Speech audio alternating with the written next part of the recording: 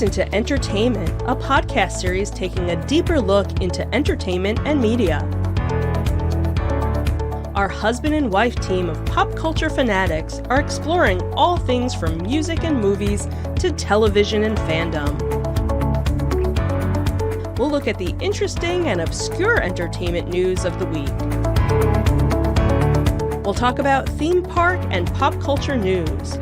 We'll give you the latest and greatest on pop culture conventions. We'll give you a deep dive into Disney, Star Wars, and much more. Check out our video episodes at youtube.com/insightsintothings. Our audio episodes at podcast.insightsintoentertainment.com, or check us out on the web at insightsintothings.com. Insightful podcasts by informative hosts.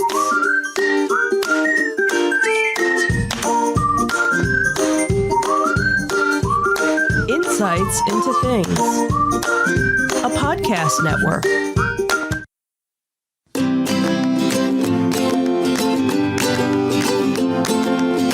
Welcome to Insights into Teens, a podcast series exploring the issues and challenges of today's youth.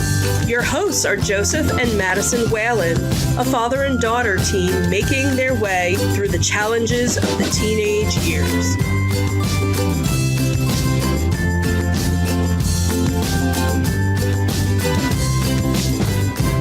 Welcome to Insights into Teens. This is episode 124, Teens and Entitlement. I'm your host, Joseph Whalen, and my grateful and cheerful co-host, Madison Whalen. Hi, everyone. How you doing today, Maddie? You can be honest. It's okay. That's what this show's for. Not so well. Not so well, huh? Anything we want to address here or no? Probably just burnt out from band and school and stuff. It's tough first full week at school. Yeah, we might talk about it later on the podcast, maybe next week, not sure. Sounds like we got a good podcast coming up then. Really? But this week we are talking about entitlement. This was one that you had done the research for. We'll talk about what the mentality of entitlement and its clinical definition are. We'll explore how entitlement mentality affects relationships, and then we'll take a look at signs of an entitled teenager and methods to fix entitled behavior before we wrap up with 3 tools for battling entitlement. But before we do that, though, I do want to invite our listening and viewing audience to subscribe to the podcast. We did resolve the issues we had with our video hosting, so all of our video podcasts are now up and running on Podbean. Big thanks to them for that. They made it very easy to migrate over. So if you do want video versions of our podcast, you can find us listed as Insights into Things. Audio versions of this podcast can be listed and found as Insights into Teens, and they are available on Apple Podcasts, Spotify, Google, Stitcher, iHeartRadio, Amazon, and pretty much any place you can get a podcast these days. I would also invite you to write in, give us your feedback. We're always looking for show suggestions. You can email us at comments@insightsintothings.com. You can hit us on Twitter at insights_things, or on Facebook at facebook.com/insightsintothingspodcast, or on Instagram at instagram.com/insightsintothings. Or links to all those on our website at insightsintothings.com. Are you ready? Sure. All right.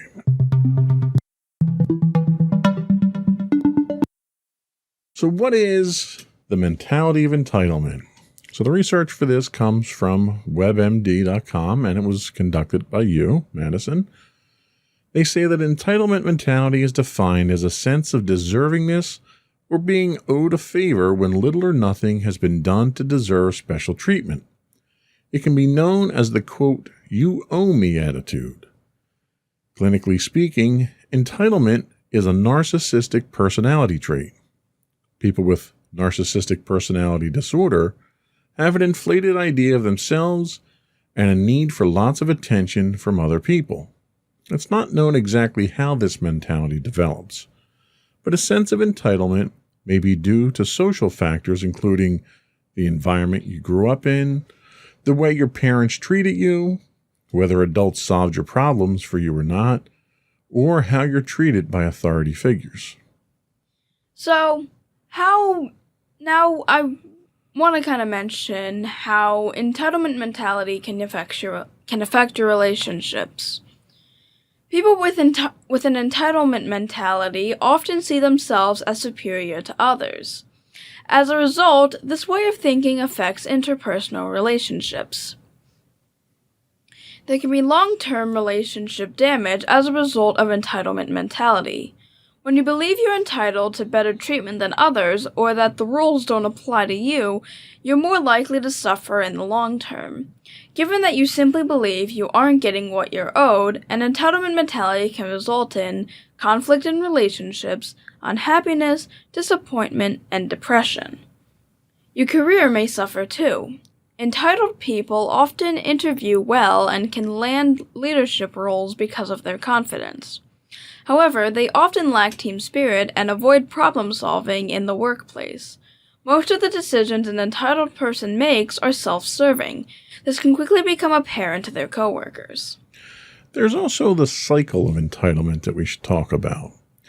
So feeling entitled to something and the disappointment that follows when you don't get what you want can reinforce entitled behavior. This typically follows a vicious 3-step cycle. When you're entitled, you're always vulnerable to the threat of unmet expectations. When your expectations are unmet, it can lead to dissatisfaction and other emotions like anger and a sense of being cheated. When you're distressed, you try to fix the situation and console yourself. This results in self-assurance that you deserve everything you've ever wanted, which reinforces the same entitled behavior. So it's kind of a cycle that feeds itself when you get into that rut there. Yep. So let me start off by asking, do you think you suffer from an entitlement mentality? I mean, I don't really think I do. I never really feel like I'm ever always owed something. I know that, like, for the most part, I never feel like I'm owed anything, even if I do something for someone else. I guess only if the expectation I have of that person is to have them kind of owe me in a way, then that's really the only time I think of that. But most of the time, I feel like I mostly owe people for the most part. Like, Right. even if it's really not that big of a deal. And I would tend to agree for the most part. And not to pat myself and mommy on the back, but I think a lot of that comes with the fact that even though I don't want you to want for anything, what mommy and I have done was we've tried, since the time that you were a baby, we've tried to teach you that in order to get the things that you want, they have to be earned.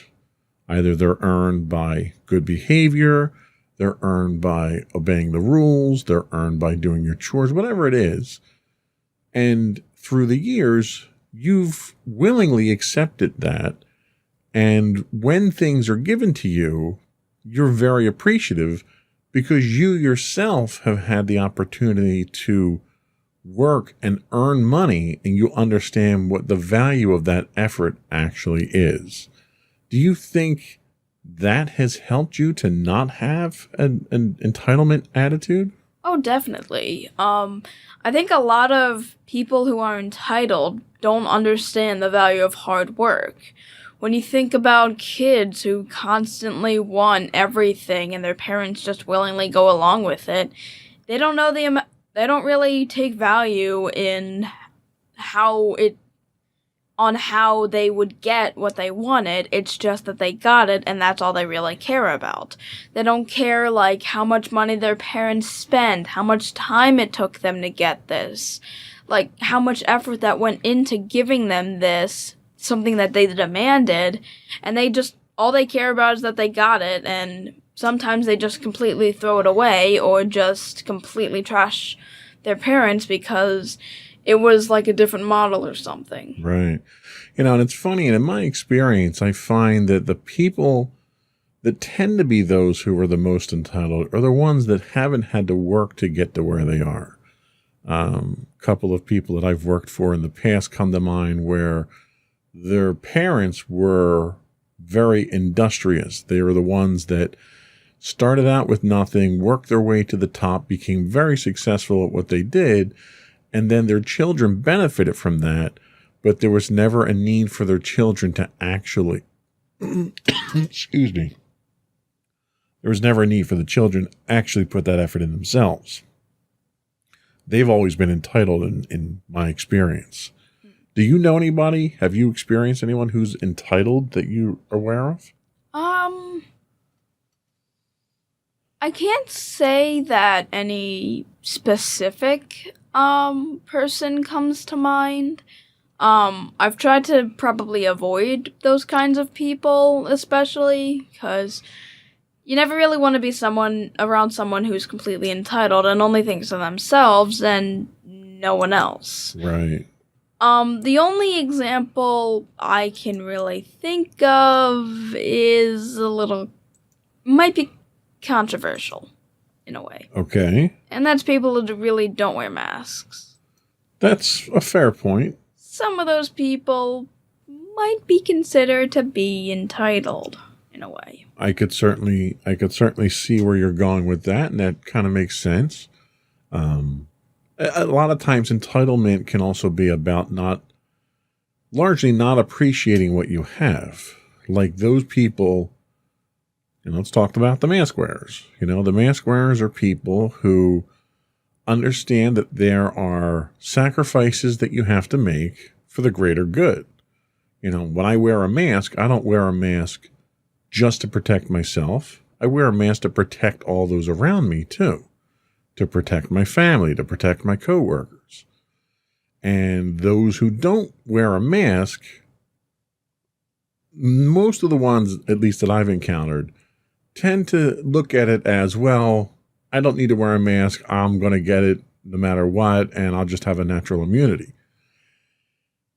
And I think that's kind of an entitled opinion because, you may be young, you may be healthy, you may be in good shape and not have any underlying conditions, but you're not the only one at risk.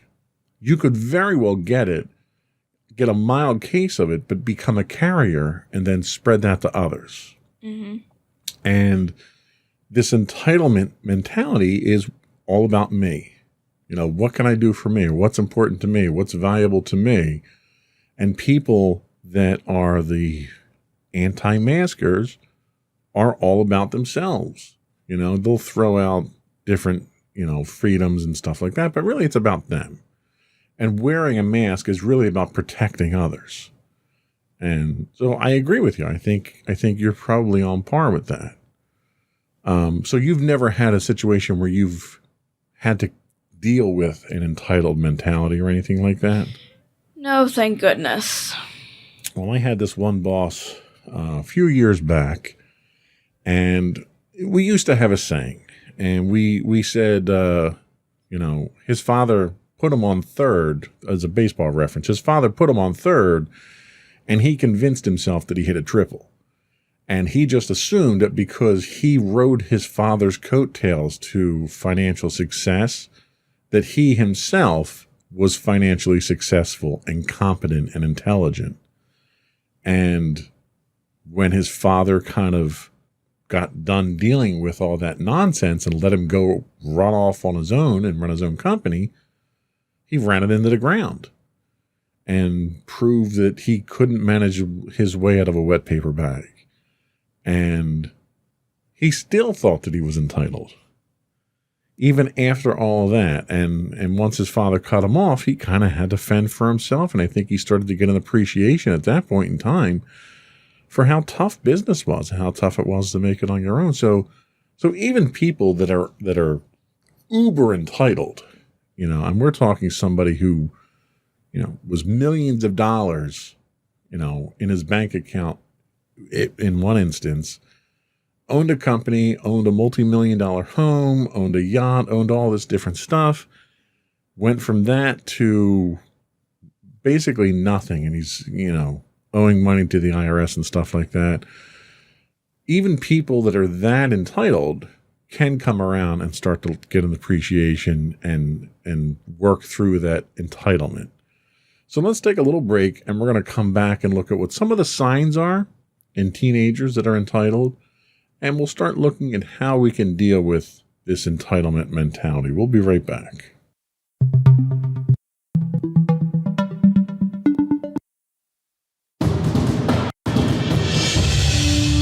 For over 7 years, the Second Sith Empire has been the premier community guild in the online game Star Wars: The Old Republic.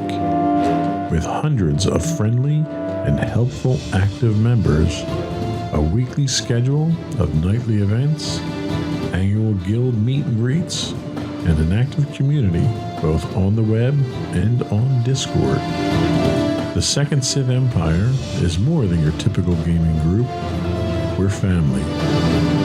Join us on the Starforge server for nightly events such as operations, flashpoints, world boss hunts, Star Wars trivia, guild lottery, and much more. Visit us on the web today at www.thesecondsithempire.com.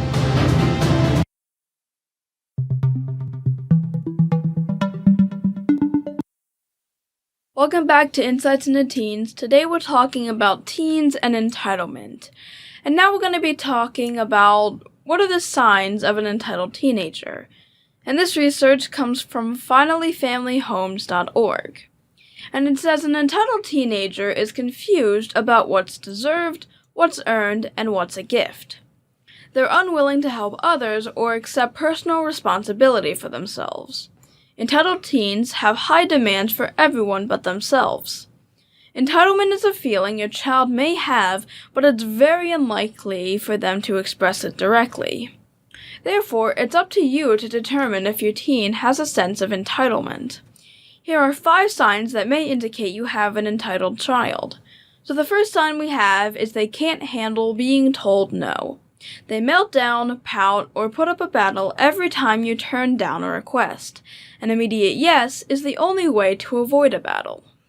They also show no signs of sincere gratitude. Again, something that we don't have with you, fortunately. Why should they be grateful for what they believe they're owed? You're lucky to usually hear a forced thanks from them when you give them something. An ungrateful teen is a sign of an entitled teen. They may also have a long list of never-ending demands. If you don't expect to walk through a store without being barraged with demands for nearly everything you walk by, you probably have an entitled teenager. They also have a no-can-do attitude. Make their own sandwich or lunch for themselves, pick up their laundry or trash on their floor. That's too much to ask for them. Another behavior can be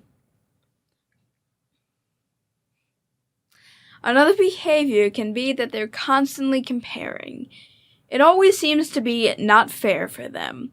They're not afraid to ask for the best and the first.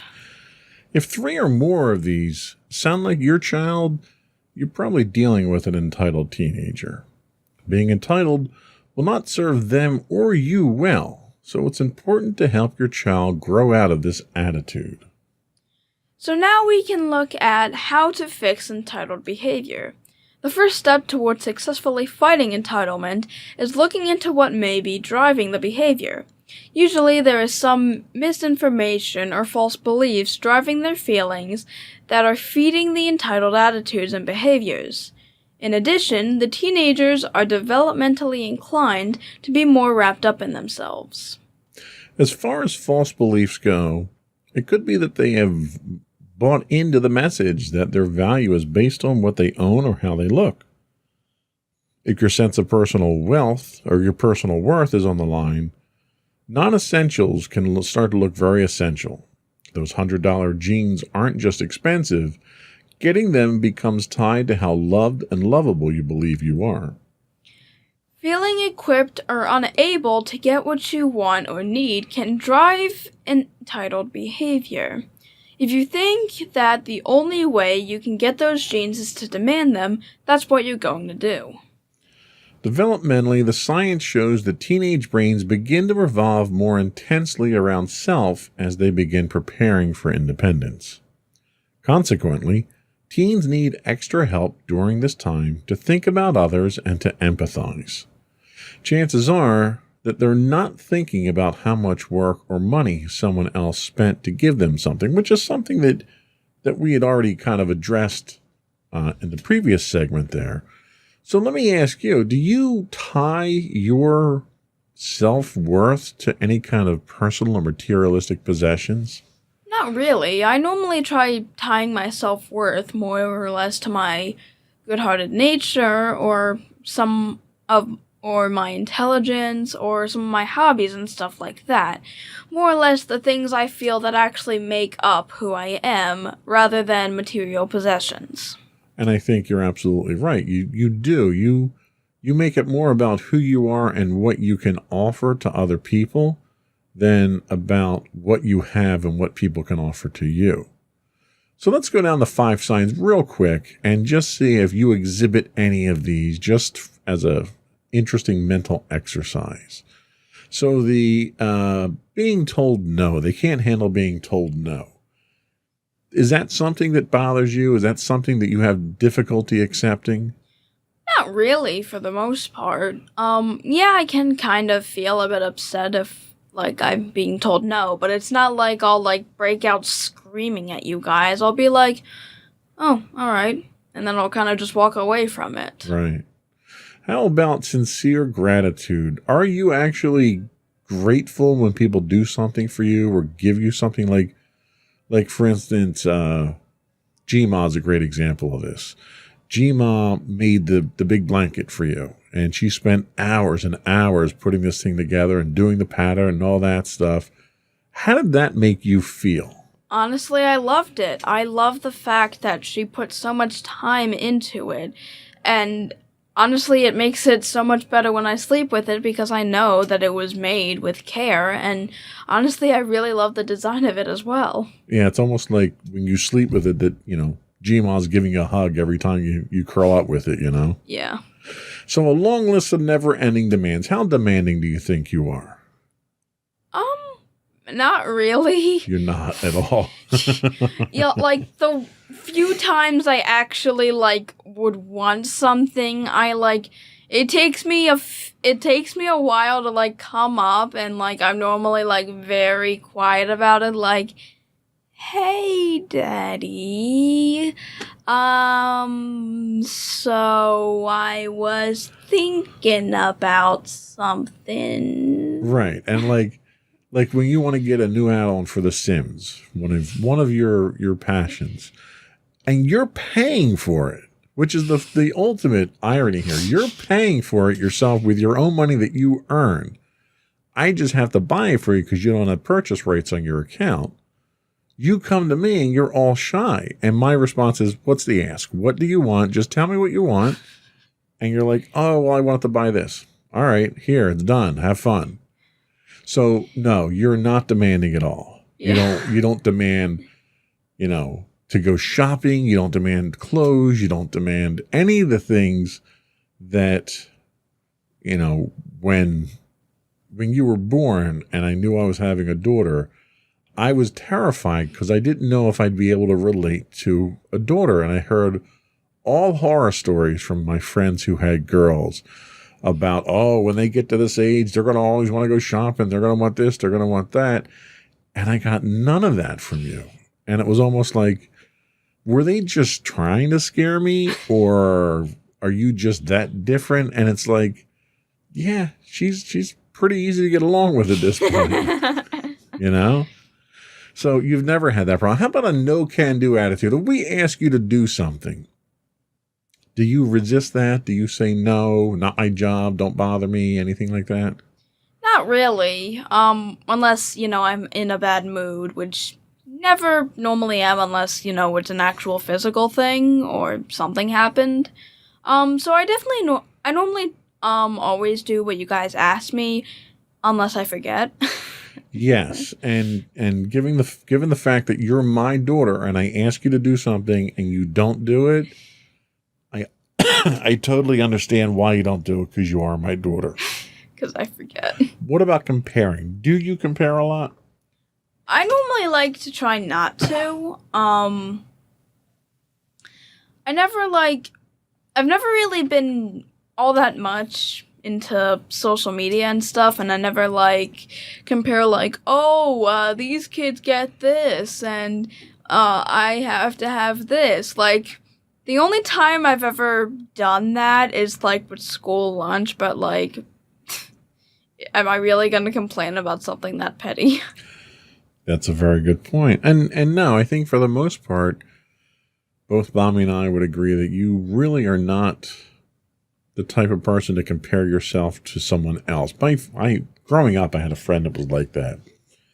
And I've said many times on this podcast that growing up, my parents did not have a lot of money. We struggled to put food on the table and a roof over our head. So I never really got toys. I never got gifts that were not associated with a birthday party, my birthday or Christmas. So it was kind of a very bare bones type of thing. But it's funny because when I would get something for my birthday, it was huge to me. I was incredibly grateful for it because I knew how difficult it was for my parents to provide. And I had this one friend of mine that every time I would get something decent that he liked for my birthday, he'd be this entitled kid. He'd go out, he'd bug his parents and make his parents go out and buy it for him. And he would either get the same thing or he would get one better than me just so that he had something better. And I never really understood what that drive was. And I think it was because coming from the position that I was in, it was never an option for me. The fact that I got what I got in the first place was a huge thing for me. The fact that I want something better than somebody else just never really, it never computed with me. I never really understood it. And I still don't, even after doing this research. But I've run into that type of thing in the past where he would compare himself to me, which I thought was hilarious because we were paupers compared to him and his parents. And I'm like, why would you compare yourself to me? I don't, the funny thing was, with the exception of my dad, the relationship that I had with my mom was fantastic. And his parents almost bought him stuff so they didn't have to deal with him. And I think he was almost jealous of how close I was to my mom because he'd never had that with either of his parents. I don't know. It's speculation, 30, 40 years ago speculation. Yeah. Anyway, so that's what we have for our suggestions on how to fix it. But we're going to give you 3 tools. We're going to take another quick break. We're going to come back and we're going to give you 3 tools to help battle entitlement. We'll be right back.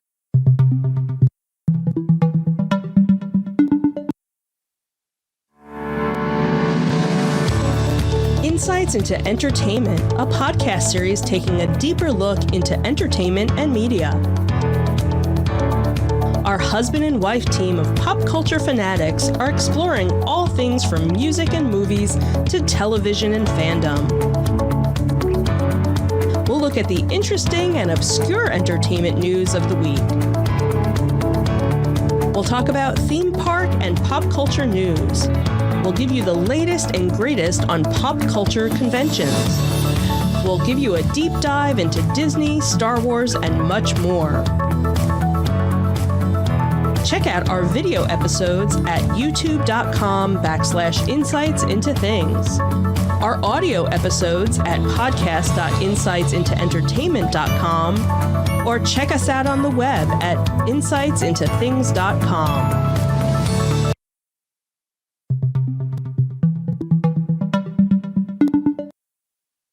Welcome back to Insights into Teens. Today we're talking teens and entitlement. And now we're going to be talking about 3 tools for battling entitlement.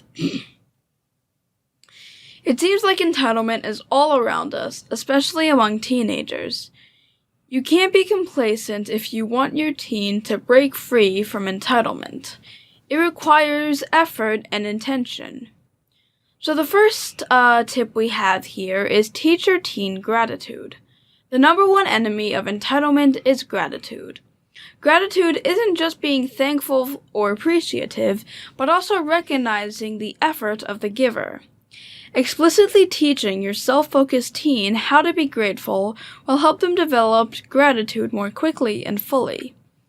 Identify a gift when it comes. This means being able to tell the difference between what's owed, what's earned, and what's given as an act of kindness. If you didn't earn it and no one owes you, it's a gift. Appreciate what you have. This means considering the worth and value of what is given. Recognize the kindness of the giver. Someone had to work and pay and be thoughtful of the recipient when given the gift. See, the other interesting thing about teaching your teen gratitude is that not only does it help them to get out of this entitlement attitude, but it also makes the things that they get worth more to them. Like if you didn't have gratitude for the gifts that you got, the blanket that G-Mom made for you would just be another article of linen that was in the house. It would have no intrinsic meaning to you. It wouldn't have any sentimental value to you. It would just be a blanket like any other blanket.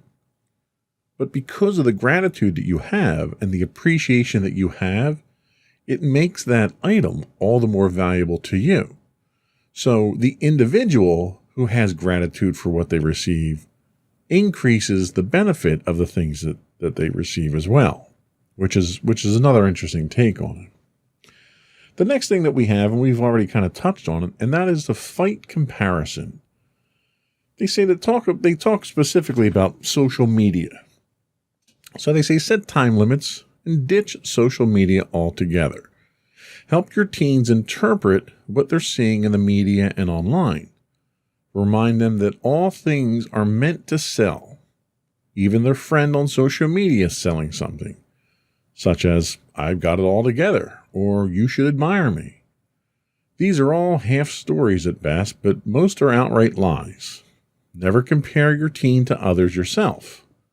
Conversely, do remind your teen that their value is in who they are and not in what they have or how they compare to someone else. And again, this is another one that has multiple benefits to it.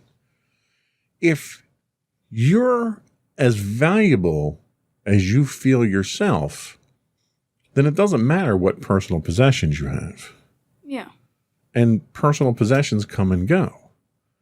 You know, if this week you're valuable because you have the expensive designer jeans, well, what happens next year when those jeans are out of style and they're sitting in a drawer somewhere?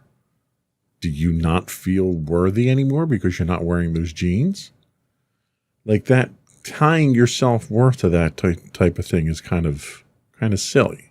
Yeah, and it's pretty much a downward spiral from there. Right, and it becomes almost impossible to feed that appetite for belonging and self-worth when you're attaching it to a materialistic type of thing. Mm-hmm.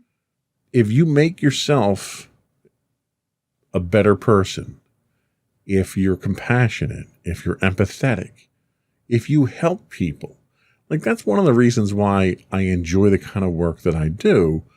You know, I work in IT. My job is to help other people. It's to solve problems, whether it's a problem somebody's having with their computer or whether it's a problem that the company's having that needs to be solved. The ability to solve problems for other people is self-fulfilling for me. And it allows me to do that outside of work. Yeah. You know, I tell a lot of people, I'm very fortunate that my profession happens to also be my hobby. But anybody, you know, first responders, doctors, nurses, police officers, people that are out there protecting people and saving lives, there's no item that you could have in the world that would make you feel more valuable than to do something like that, you know? Mm-hmm. So when somebody commits themselves to being a better person and making the world a better place, even in a little bit, Like, no, I'm not going to go out there and solve world hunger or create world peace or anything like that. Yeah, I got some perspective on life. I'm not expecting to save the world. But if I make a person smile today because I crack a joke that makes them laugh, or I see a coworker happens to be troubled or down, and I just give them a shoulder to lean on or an ear to listen to what their issues are, and I make them feel better, then I made my little part of the world a little bit better today. Mm-hmm. And I think that means more in the grand scheme of things than having that designer shoe or that new handbag or whatever it is that people tend to attach value to. Making people feel better, making the world better, makes you more valuable to the world. Mm-hmm. And when you feel more valuable to the world, you feel more valuable to yourself. What's something that you do that makes you feel better about yourself and makes you feel more valuable? Let's see.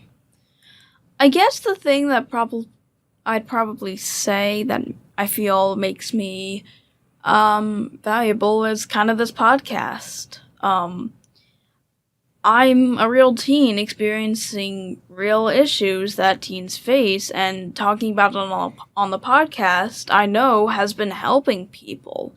People have really looked at this podcast and have really benefited from it. And not only was it to help me get through my own issues and talk it out with you, but it was also in order to help others. And so far, I think that's probably one of my most valuable attributes. And I think I would agree. I think we've gotten feedback already. I've chatted with people on some of our rebroadcast feeds, and they told me how valuable this podcast has been to them. But I'm going to give you another example that's immediate in my mind, and that was yesterday. So yesterday I came home from work, and I was agitated, and I was kind of angry and worked up, and I was recounting what happened at work yesterday, and you saw how upset I was. And what did you do? Do you know what you did? Patted you in the shoulder. Yeah, you just came over, and just that simple gesture of, Dad, it's okay. You're home now. It's okay. Immediately had a calming effect. And that meant a lot to me. It meant a lot that you cared how I felt. And it meant a lot that you wanted to ease that burden. And you didn't have a good day at school. You kind of were dealing with your own problems. And it was one of those, you know what, I can help here. I can do something. I can relieve that burden. And it did. And when you can have that effect on other people with a simple gesture of just coming over and patting somebody on the shoulder and letting them know it's okay. You're home now. Everything's all right. Don't worry about it. Doing that makes you a better person. You made your corner of the world a little bit better yesterday by doing that. And that means a lot. What else did we have? The last tip we have is empower them to get things for themselves. Does your teen struggle with understanding that getting things requires effort? Let them work for it and find out for themselves. Entitlement can be a tough attitude to turn around. Until their brains develop more fully, expect to continue to battle entitlement. Nevertheless, try to be patient with your teenager. It's also important that you should be patient with yourself. Entitlement can be hard to stomach in and of itself, and it takes effort to steer that ship in the right direction. You're bound to make mistakes as you navigate how to deal with an entitled teen. If you make mistakes, try fixing them, but keep working on it. It's worth the effort. And I think I can honestly say that Mommy and I kind of have steered the ship pretty well with you. I think we don't have an entitlement issue with you. What's your overall conclusion of your entitlement level, given all we've talked about today? Honestly, pretty low. I'm very grateful for everything I've been given. I've never felt that I've been entirely owed something, and even when I kind of want to get something, I'm never really demanding of it. And I think the other important thing to note is We don't give you things. We give you opportunities. And it's up to you to choose whether or not you want to take advantage of those opportunities to obtain the things that you want. So there is no sense of entitlement that we get from you. You can either do your chores or not do your chores. There's no pressure either way. If you do them, there's a benefit.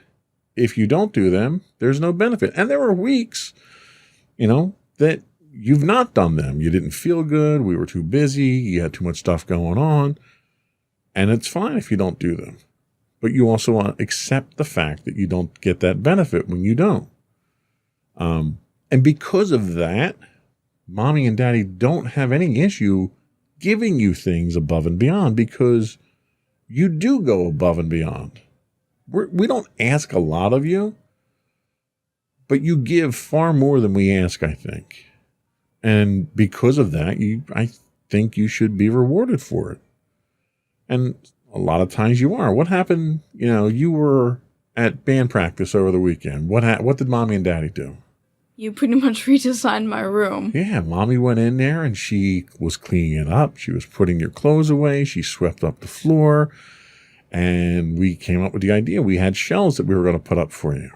All right, let's put the shelves up. Let's redo the room here. Let's move, because you have a whole lot of Lego models that you have. Let's put them up on the shelf. Let's clear some space off here. Let's give her a little nicer working area here so it can be a little nice. It's little things like that. It didn't cost us a dime to do any of that. It wasn't that we spent money on you. It was time, and it was effort, and it was love that we spent on you. And you were incredibly appreciative of it. And that's rewarding to us as well. It wasn't just you got a benefit from them. Mommy and daddy got the benefit. To see that smile on your face, to see that reaction you had when you walked in your room. That's something that pays off in dividends for us. So not being entitled and trying to be a good person has its own benefits to it. And I think we all experienced that this week. So I think that was all we had. We're going to take a quick break. We'll come back. We'll get your closing thoughts. And we'll finish up the rest of the business of the podcast. Alrighty. We'll be right back.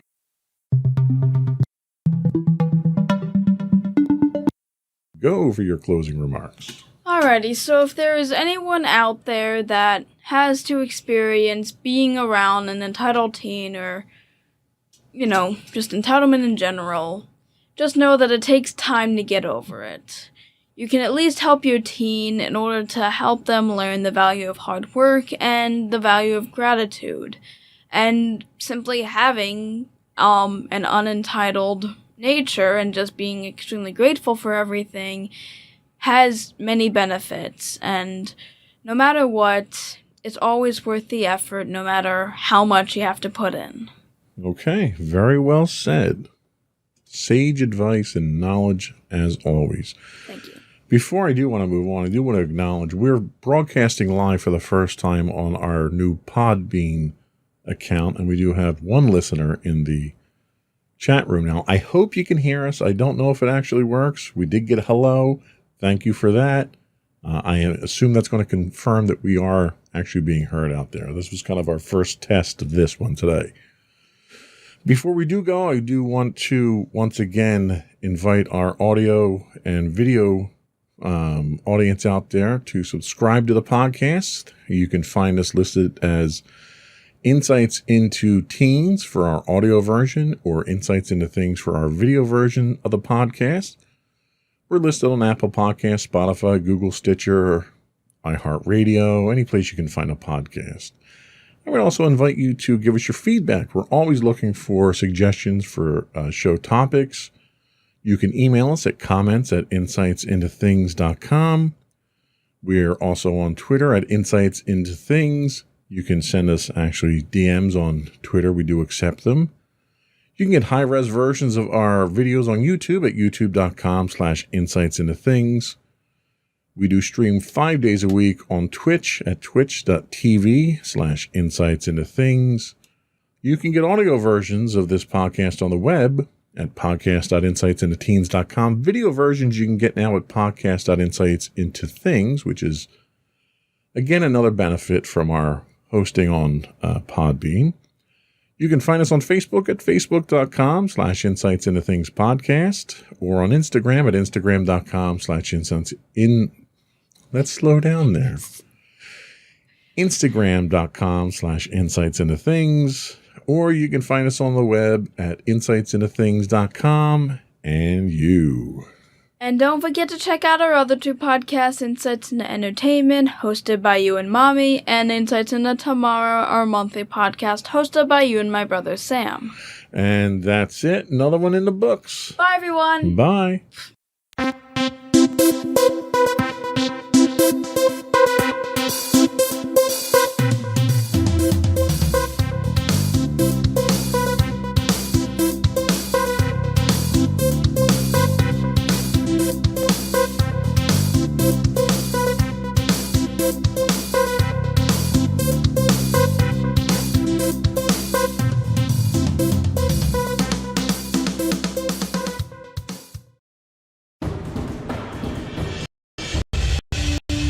For over 7 years, the Second Sith Empire has been the premier community guild in the online game Star Wars: The Old Republic. With hundreds of friendly and helpful active members, a weekly schedule of nightly events, annual guild meet and greets, and an active community both on the web and on Discord. The Second Sith Empire is more than your typical gaming group. We're family. Join us on the Starforge server for nightly events such as operations, flashpoints, world boss hunts, Star Wars trivia, guild lobby, and much more.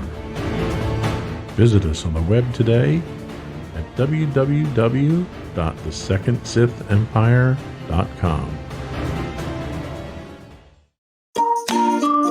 Insightful podcasts by informative hosts.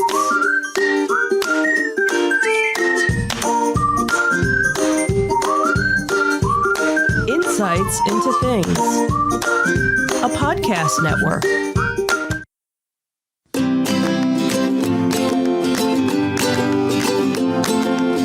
Welcome to Insights into Teens, a podcast series exploring the issues and challenges of today's youth.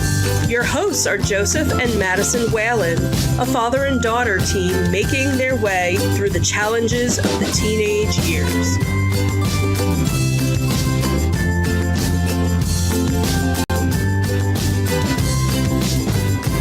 Welcome to Insights into Teens. This is episode 125, Teens and Accountability.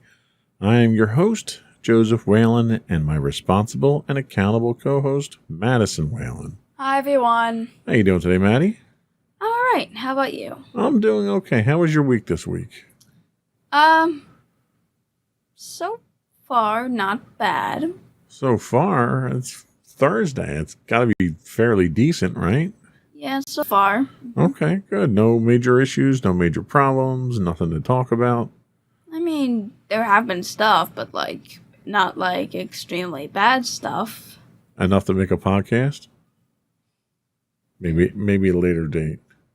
We'll just pile all this stuff together and then we'll make a podcast out of it. Sure. Okay. That's not what we're talking about today, though. Nope. Today we are talking about teens and accountability.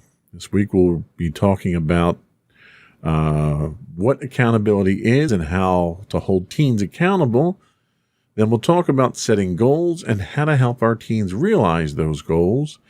And finally, we'll talk about ways to help instill accountability in teens and help them make themselves successful. But before we do that, I would invite our listening and viewing audience to subscribe to the podcast. You can get audio versions of this podcast listed as Insights into Teens. You can get video versions of this podcast listed as Insights into Things. You can get us on Apple Podcasts, Spotify, Google, Stitcher, iHeartRadio, Amazon, Podbean now. as well as Buzzsprout. Any place you can get a podcast, you can get us. I would also invite you to reach out, contact us, give us your suggestions for shows, give us your feedback on how we're doing. You can email us at comments@insightsintothings.com. You can find us on Twitter at twitter.com/insights_things. We're on Facebook at facebook.com/insightsintothingspodcast, or on Instagram at instagram.com/insightsintothings, where you can get links to all that and more on our official website at www.insightsintothings.com. Shall we get into it? Yes, we shall. All right.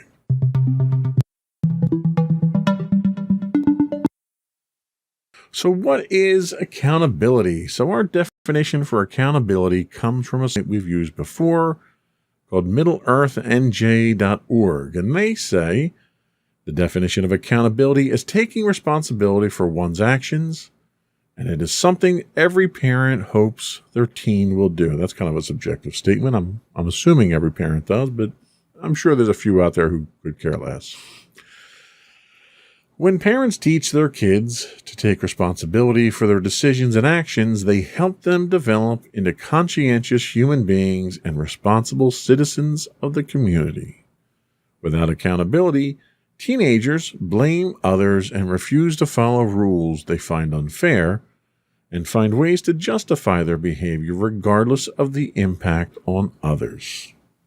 So, if we all want accountable teenagers, why are there so many teens and young adults who seem to lack this valuable attribute? Instilling accountability is simply not an easy task.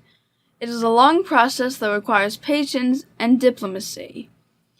Many times, it will appear that our hard work is not achieving any results, which can make some parents give up. But take heart. It is possible to raise accountable teenagers in our modern society, and if you don't give up, you will eventually see your teen develop into a responsible adult. The first step is holding your teen accountable. So how do you do that? So before we get into how to hold teens accountable, let me ask you, on a scale of 1 to 10, 10 being the highest, how accountable do you think you are for your actions and the things you're responsible for? I'd say for the most part I'm pretty close to 10. Okay. Can you give me an example? Let's see. I know I'm accountable for my schoolwork. Right. And how reliable are you at doing your homework, for instance? Pretty reliable. Unless I, for some reason, forget it, I'm more than likely able to complete my homework unless I have a problem with it, or like I said, I forget it. So unless you're unreliable, then you're pretty reliable. That's pretty much what you're saying. Like, mainly if I have problems with it, I'll at least try to, talk to the teachers, see if I can work something out. Otherwise, for the most part, I'm able to get most of my homework done for the most part. Now, are there any areas that you think you could improve your accountability? And I ask not having any particular ones in mind either, so. Which means the valid answer could be no.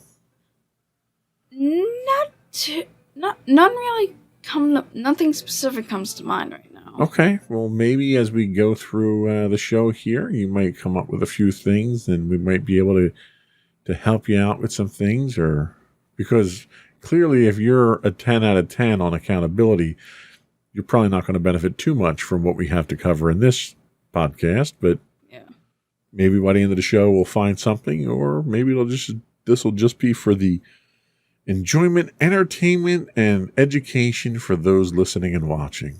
Sure. So how do you hold teens accountable? Tell us about that. So here are some ways to hold our teens accountable. So older teens do much of their schoolwork, chores, and other various tasks without much intervention on the parents' part. Because of this, it can be easy to get lax and to think that they are completing more than they actually are. We all benefit from having accountability in our lives, no matter what our age. Our teens will definitely achieve more when they know what they are answerable to someone than if they have they are left completely to their own devices.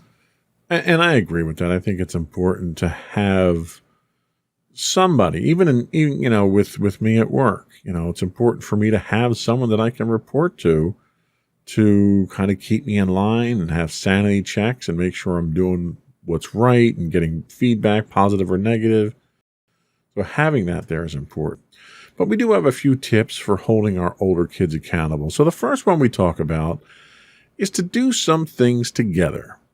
Just because our teenagers are capable of working independently doesn't mean they should do all their work without any input from us. Even though our roles are often more of a mentor than a teacher, our kids still appreciate some togetherness time from time to time. Believe it or not, reading books aloud to our teens is extremely beneficial for them, and it's a great way to make some fun family memories. If your teen is a kinesthetic learner, someone who learns best by doing and is a hands-on type learner, working on projects together can also be a great experience, which we might have a project this weekend to do. We need to give our kids opportunities to see someone doing something and to attempt to do it themselves rather than expecting them to learn everything by reading about it in a book. Learn how to do things together.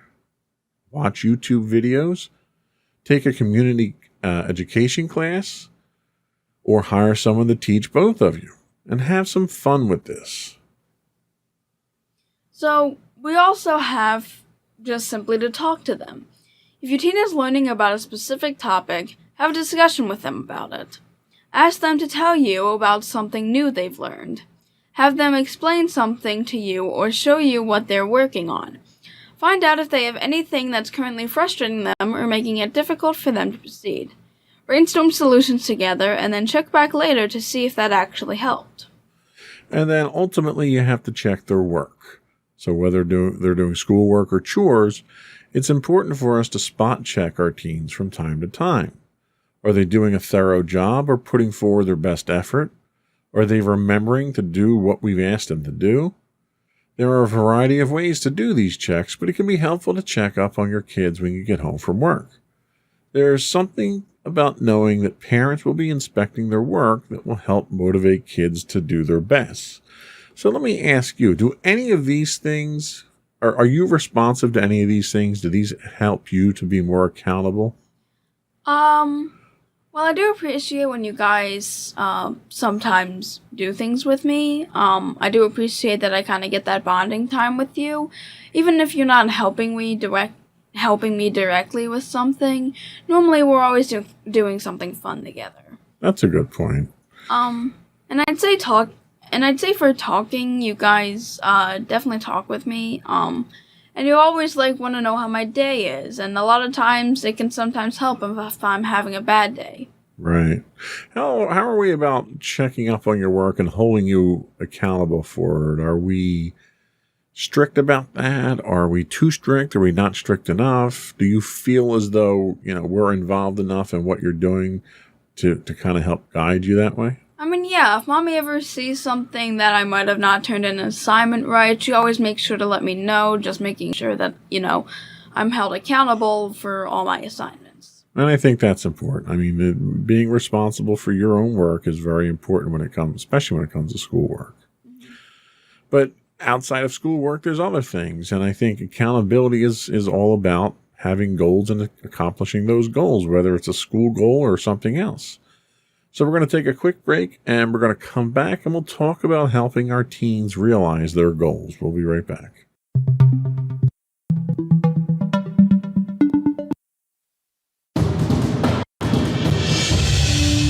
For over 7 years, the Second Sith Empire has been the premier community guild in the online game Star Wars: The Old Republic.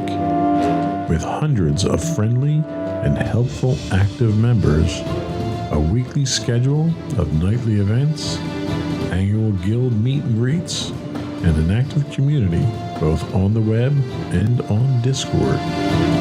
The Second Sith Empire is more than your typical gaming group. We're family. Join us on the Starforge server for nightly events such as operations, flashpoints, world boss hunts, Star Wars trivia, guild lottery, and much more.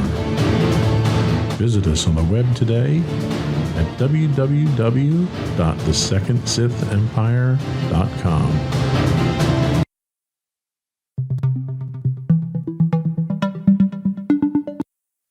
Welcome back. Today we're talking about teens and accountability. And now we're going to be talking about helping our teens realize their goals. And this research comes from a website called ihomeschoolnetwork.com. So accountability is all about goals. They could be personal goals, academic goals, athletic goals, professional goals, or parental goals, such as chores. Once a goal is established, we are held accountable to achieve the goal. Many of the goals teens are held accountable for are academic in nature. Whether or not you've taught your kids about goal setting in the past, the teen years are an excellent time for a refresher course. Here are 5 important steps to help our kids set and reach their goals. And the first step we have here is make it compelling. Set goals that get us excited, then we're much more likely to do the work that it takes to get us to where we want to go. We should encourage teens to come up with things that will make them want to get out of bed in the morning. Help them dream big. You want to also make it specific and measurable. Teach kids to set goals in such a way that they'll know once they've achieved it. It's impossible to reach a goal which is vague, such as get into the college of my dreams someday. A much better goal would be get accepted to the University of Michigan by May 1st. Including a deadline is an important way to make a goal measurable. You could also come up with a step-by-step plan. If they have large goals, such as getting accepted to a specific college, we should teach them how to break those goals down into smaller steps. For instance, if your child wants to get accepted to the University of Michigan, they should come up with daily, weekly, and monthly plans which help them achieve this larger goal. These steps could include such things as researching the acceptance criteria, taking academically appropriate course tracks in high school, taking practice SAT or ACT tests, taking advanced placement tests, developing college essays, or developing your community service record, or prepping for on-campus interviews. We also have find ways to remember their goals. It doesn't do any good to come up with goals and detailed plans for reaching their goals if they are soon forgotten. We need to teach ways to help their goals stay fresh in their mind. Show them how to make vision boards. Have them post goal lists somewhere they will see often. We should also make a point of talking to them often about their goals and dreams. Ask them what they're doing to achieve their goals. Be sure they aren't stuck. And the final step we have is to take action every day. Our kids will be much more likely to achieve their goals if they work on them regularly. We should encourage them to work on their goals every day or at least weekly. Teach them to create to-do lists and to ask themselves what they can do right now which will move them closer to their goal. So let me ask you, how are you with setting your goals and achieving your goals? Are you goal-oriented?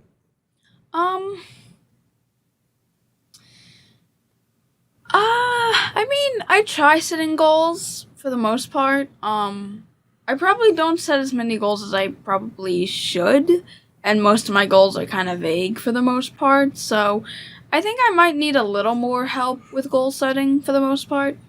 See, and because of what I do professionally, almost everything that I do every day has some type of goal or some type of plan. For instance, we just hired a new person in my department, and the goal is I need to get this person up to speed so that they can do their job effectively without having too much hand-holding. They need to be independent within the first 6 weeks. And part of that is having a list of things they need to be trained on, measuring the rate at which they're being trained, and making sure they're getting enough information and feedback, getting feedback from them, getting the feedback from the people that are training them. So, my big thing is I do a lot of outlines. If anyone's ever looked at the show notes, it's the same type of thing. I outline everything, so there's a hierarchical order to what has to be done. I have what's called a waterfall approach to planning things out a lot of times. So you get all your prerequisites taken care of, you get all your steps that you need, you assemble all the pieces that you need, and then later on in the plan, you start putting everything together. And I guess because that's how my job requires me to work most of the time, it's just the way that I do everything in life. We have to do podcast notes. We have to come up with notes. So before we can just sit down and write up notes on a show, what's the first thing we do? We have to come up with topics. Right. So we sit down, we brainstorm topics, and we have a list of topics that we work from. Once we have that list of topics, what's the next step?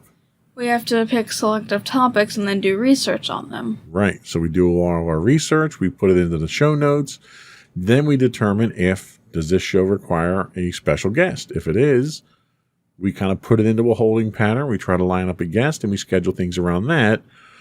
But if we have trouble scheduling a guest, we have to have other shows ready to go because we have a regular recording schedule. Mm-hmm. So these are all things that we have that waterfall method approach for. And, I do the same things at home. We're doing Dungeons and Dragons or role-playing. We're doing a Star Wars role-playing. In order to do the Star Wars role-playing, there's a lot of components. You have to make sure you have your overall story. You have to make sure you have your NPC characters.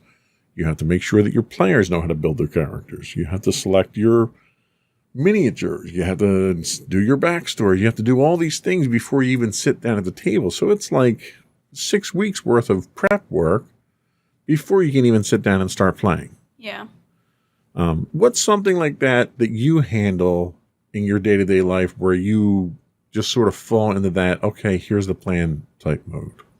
I guess sometimes homework would probably be one of the things that I have to do. Like, now that I'm going to be having a lot of homework in multiple classes, I kind of have to plan out how I want to do my homework. Like, what can I do during lunch? What can I do when I get home? Yeah. Like, what do I not need to finish right now, but need to keep in the back of my mind for later? Right, and what you need to do is what I do at work with tickets that come into the help desk is triage. Think of a hospital in an emergency room. You have 10 people walk in, and there's an attending physician, and that attending physician's job is to figure out who needs attention first, who's in the most serious condition. You're going to triage your patients. You're triaging your homework. What homework do I have? What can I get done in the time periods that I have? I have a lunch period that I can work on it. I have a before band I can work on it. I have a, after band I can work on it. They're each shorter and longer times. What can I work on in those times? And then you put a plan together and you make it work. So you do this every day. And not everything in life needs to be planned out. If you need to get a shower, I'm not putting a PowerPoint presentation together about, getting my towel and getting my, shampoo and all that. So some stuff you just sort of do, but some of the things like your homework, it helps to have an organized plan of attack. Mm-hmm. So now that our teens have a set of goals in place and a plan to achieve them, how do we hold them accountable? We'll talk about that in more detail when we come back. We're going to take a quick break.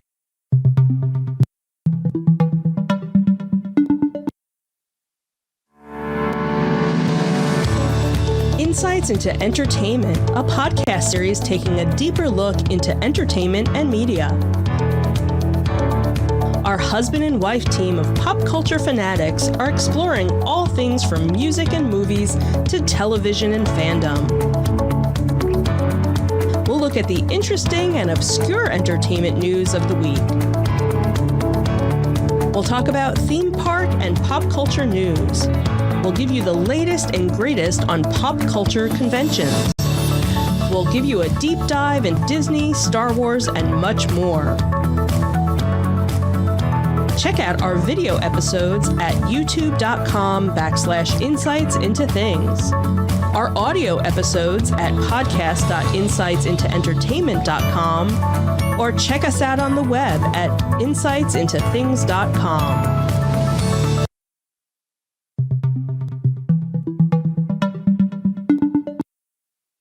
Welcome back to Insights into Teens. We are talking about teens and accountability today. You sounded kind of unsure of which show you're doing right now. For some reason, I forgot the line, all right. I'm the one that does all the shows. You only have one to worry about. Okay, I get it. Anyway, now we're going to be talking about how to install accountability in your teens. Not install. They're not computers. We're not installing it. Instill. Ugh. It's been a day. I understand. So the first tip we have is demonstrate personal responsibility. Role modeling is the most effective tool parents have for teaching their teens anything. Any value you want your teen to have, simply demonstrate it in your everyday life. So if you want your teen to take responsibility for their actions, you should do the same. Avoid blaming others. Follow rules and don't avoid the consequences if you break them. If you make a mistake, admit it, apologize, and make amends if possible. You also want to create a culture of accountability in your family. Your family has its own culture that reflects your values, expectations, rules, and hopes. If you want an accountable teen, then each member of your family must be responsible for their own actions and behaviors. Each family member must be responsible for following rules and expectations, and each family member must be responsible for how they respond to stressful or frustrating situations. No one in the family should be allowed to change the rules to fit their own needs or feelings. We also have established boundaries. You must provide your children clear and firm rules and expectations so that they are aware of the consequences of their actions. Your teen must also know that if they choose to break the rules, there will be consequences for that choice. Of course, this only works if you don't give in or just give up just because your teen whines and promises to behave. You must see the consequences through in order to see the behavior change. Be involved in their life. Research consistently shows that teens with involved parents are more likely to be responsible and do better in school, and less likely to engage in risky behaviors such as drugs, crime, and sex. Establish open, friendly, and honest communication with your children from a young age. Learn about their interests and attend their activities. Showing that you care about and support your teen helps them feel valued, and this in turn makes them more eager to engage with you and want to please you. But on top of that, you probably shouldn't be over-involved. There's a fine line between showing your teen that you support them and micromanaging their lives. As parents, many of us do things for our kids today that we were able and expected to do for ourselves when we were children. Our parents didn't often feel the need to negotiate with our sports coach, solve our every problem, or entertain us in our free time. We should let our teens manage their own lives. We should refrain from rescuing our teens. Not our teachers. Not our teachers, right. That was how I read it in pre-production. Yep. It's painful for us as parents to watch our children go through difficult circumstances, and we typically want to jump in and fix things, which is what I do, because that's what I do for a living. I fix things. So when somebody has a problem, regardless of what the problem is, that's my first reaction. Yeah. While this is a natural reaction of wanting to protect someone we love, it's actually one of the worst things you can do as a parent. When your child is a teenager, your role becomes more of a coach. You want to guide and support your teen through the difficulty, then still allowing them to discover their own capabilities.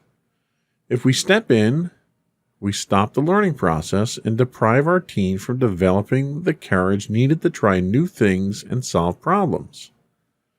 Your teen needs to learn now, before they leave your home as a young adult, how to manage obstacles in life, and they need to have experience overcoming a difficulty on their own so that they gain confidence in themselves and realize they're capable. When you rescue your teen, you are inadvertently communicating to them that you don't think they can handle challenges, and your teen will begin to doubt their own abilities. Your teen will learn to expect that others will take care of things for them, and they will become a master of avoiding challenges instead of facing them. We also have allow natural consequences. No matter how painful, you must let your teen be responsible for the good and bad decisions they have made. It might feel cruel, but it is actually the very best parenting you can offer. If a teen gets a ticket for speeding, they should pay the fine, not you. If they don't have the money, they need to find a way to earn it or lose their license. If your teen procrastinates on a big project, do not do the project for them. If your teen didn't prepare for an exam, don't make excuses to the teachers and beg for a second chance. Let them receive a bad grade and handle the results. This way, kids will learn how to take responsibility for their actions and deal with the consequences. And finally, praise them when they demonstrate responsibility. Positive reinforcement of any actions your teen takes to show responsibility will encourage them to continue the behavior. Never underestimate the power of a compliment. So on that note, how do you think, do any of these hints actually play a part in us instilling accountability in you? Do we demonstrate personal responsibility, Mommy and I? I'd feel so, because you both definitely take your own responsibility when it comes to your work, so I would probably say you have that one down. And that would lead into a culture of accountability for the family. Are we successful when it comes to that? I mean, yeah, you guys definitely the family I have definitely takes accountability for themselves, so... You say that as if there's another family. Are you shopping around for another family and didn't tell us? No. Polish up the resume there?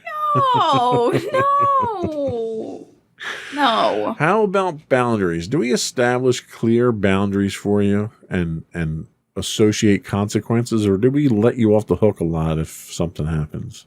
You don't really let me off the hook, mainly because I'm not really one to be let off the hook or be on the hook anyway. Yeah, you tend to put yourself on the hook yourself. Yeah. How about being involved in your life? Are we involved? Do we demonstrate that we're interested, that we're invested in your success? Look at what we're doing now. I'm pretty sure we kind of established that one. Okay, so the big question is, are we over-involved in your life? I mean, I don't think so. You guys still give me privacy, and I don't think you're micromanaging my life. I don't think we are either. We keep kind of, we give you the rope on the leash that you need, and you never really tug too hard on it, so. Yeah. How about rescuing you? Do we swoop in? I know I do, so you can feel free to go into detail if you want. Nah, it's fine. Honestly. I've already sent, 2 or 3 nasty grams into your school already this week, and, we're not even through the first full month of school, so. I mean, for the most part, I do kind of agree with you, so... And, it's not a reflection on you that you can't handle things. It's just that I have certain expectations from the school administration and the guidance counselors and the teachers. And when they fail those expectations, I tend to get vocal. It's not, how can I say this? It's not that I don't think you can solve the problem. I don't think it's a problem you should solve. Yeah. There were 2 specific incidents that we've had so far that they were things that you shouldn't have been involved with because you had already done your part, made your commitment, and followed through with what you had to do. And basically we had dishonesty on the part of the school. And my complaint to the school was who's going to be held accountable and how is this setting a good example for the students that you're teaching?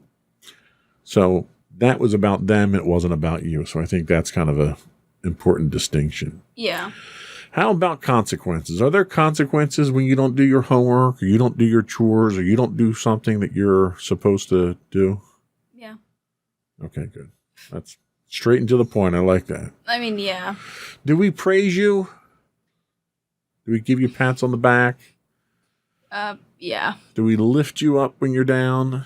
Mostly. There's a song in here somewhere I'm trying to get to. I just can't get the words. But yeah, I try to. I think it's important. I think it's important to not be false praise. If you've genuinely done something that's worthy of praise, you deserve it and you should be praised. If it's something that you've done a good job, but you could have done a better job or you could have done something differently that would have been better, I think constructive criticism, in addition to the praise, is both uplifting, but it's also helpful in its guidance. Sure. So that's where we go from that. I think that was all we had. We're going to take a very quick break. We'll come back. We'll get your closing thoughts, and then we'll finish up with the business of the podcast. Be right back.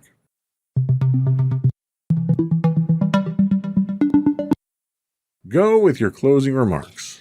Alrighty, so to everyone out there, I just wanted to mention that holding your teens accountable is going to help them a lot when they become full-on adults.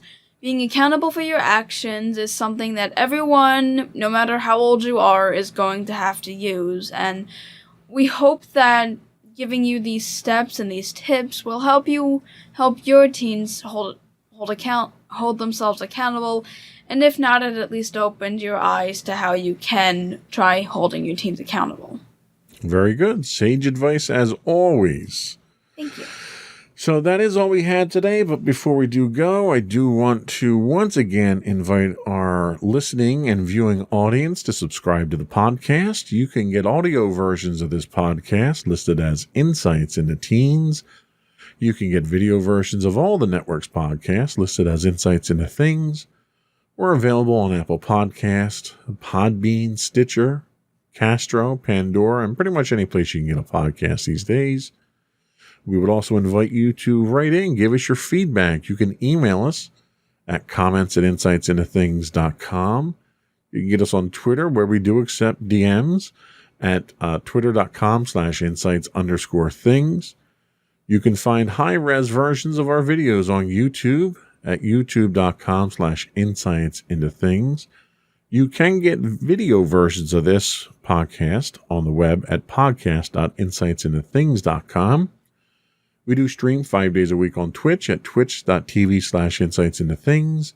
If you are an Amazon Prime subscriber, you do get a free Twitch Prime subscription. We'd appreciate you throwing that our way. You can get audio versions of this podcast listed as podcast.insightsintoteens.com on the web. You can also reach us on Facebook at facebook.com/insightsintothingspodcast or Instagram at instagram.com/insightsintothings, or links to all those on our official website at insightsintothings.com. And don't forget to check out our other two podcasts, Insights into Entertainment, hosted by you and Mommy, and Insights into Tomorrow, our monthly podcast, hosted by you and my brother Sam. And that's it. Another one in the books. Bye, everyone. Bye.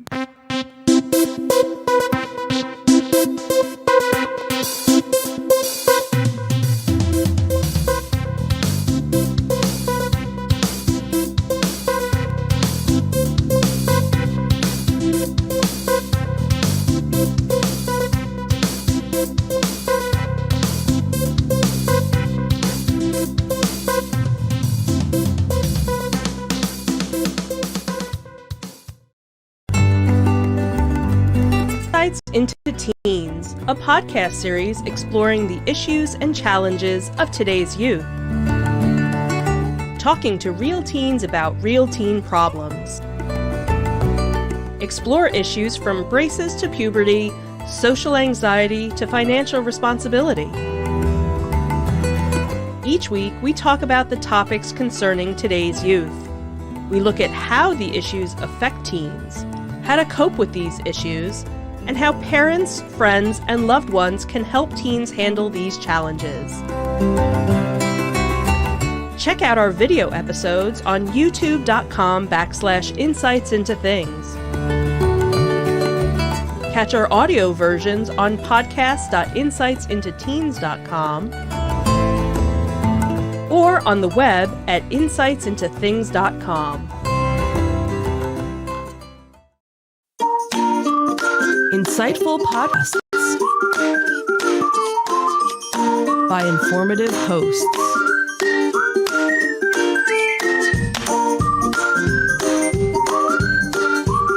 Insights into Things, a podcast network.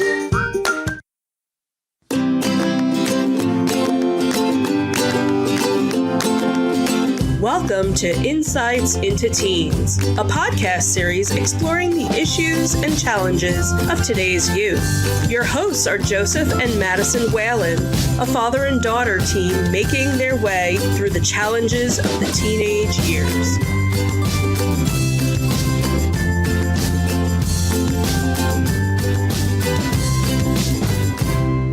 Welcome to Insights into Teens. This is episode 126, Gaslighting. I'm your host, Joseph Whalen, and my poised and confident co-host, Madison Whalen. Hi, everyone. How you doing today, Maddie? I'm, fine. How about you? Wow, that sounded so unfine, I couldn't even describe it. Clearly you're not fine. Is it anything you wanted to talk about? Just had a rough day, I guess. Rough day. Well, the week's almost over, right? Well, not for me. All right. Clearly, I'm not going to say anything to satisfy you today. We'll just have to have a miserable show today. I'm not going to be miserable during the show. Relax. Oh, okay. So you had a big weekend last weekend. You had your first marching band competition. How'd that go? We got second place, which was nice. That's pretty good. Pretty good. We've got a busy weekend, too. We've got a football game. You got a halftime performance at a football game this weekend. And then you have another competition this weekend. So, should be interesting. Yep. Looking forward to it? I guess. Okay, well, that's some fake enthusiasm. We like that. I mean, I like the football games. The competition is just the one that I'm like, Takes a long time, huh? Kind of. Makes for a very long day. Yeah. You'll get through it. I'm sure you'll get through it. You'll have a good time, hopefully. But surprisingly, that's not what we're talking about today. Today, we are talking about gaslighting. Now, this is a topic that's been tossed around a lot, and people use the phrase a lot, and I don't think a lot of people really understand what gaslighting really means or where it comes from. So what do people technically think gaslighting is? Well, I think a lot of people use it as just a derogatory term for someone who's dismissing someone. Okay. And while that kind of is true, it's much deeper than that. And as we get into it, you'll see it's much more insidious than that. It's not just a matter of pretending my reality is different than yours. Okay. And that's how it's used a lot today, especially in political circles. You know, you'll hear, oh, so-and-so is gaslighting such and such's campaign or something like that, where you have what's a lot of people refer to as reality distortion fields. This happened a lot during the Trump presidency, where the news and the media would ask questions, and then they would get what, at one point in time, someone very cleverly within the administration called alternative facts. How you have alternative facts to actual facts, I don't know, but that was one form of gaslighting. Okay. So this week we are going to talk about the term that is used a lot in the media, but often misunderstood, called gaslighting. It's thrown around a lot, but most people don't know what it refers to. it really refers to a form of mental abuse that's far too widespread in today's society. We'll talk about what gaslighting is, the origins of the term, signs that it's happening, and steps to stop it from happening to you or to your loved ones. And before we do that, though, I would invite folks to subscribe to the podcast. You can get audio versions of this podcast listed as Insights into Teens. You can get video versions of all the network's podcasts listed as Insights into Things. And we're available pretty much any place you can get a podcast. Apple, Spotify, Google, Podbean, Castro, Buzzsprout, and so forth. I would also invite everyone to write in, give us your feedback. We're always looking for feedback on how we're doing on the show suggestions, and so forth. You can email us at comments@insightsintothings.com. We're available on Twitter at insights_things.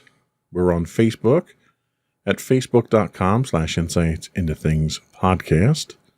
We're also on Instagram at instagram.com/insightsintothings.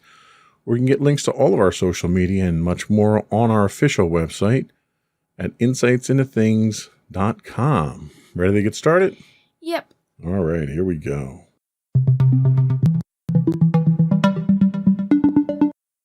So what is gaslighting? This definition comes to us from a very well-written article on NBCnews.com.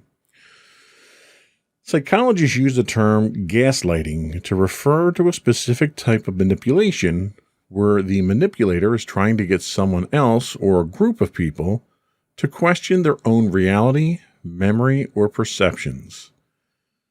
And it's always a serious problem, according to psychologists. The term gaslighting actually comes from a 1938 play called Gaslight, where a husband manipulates his wife to make her think she's actually losing her sense of reality so he can commit her to a mental institution and steal her inheritance.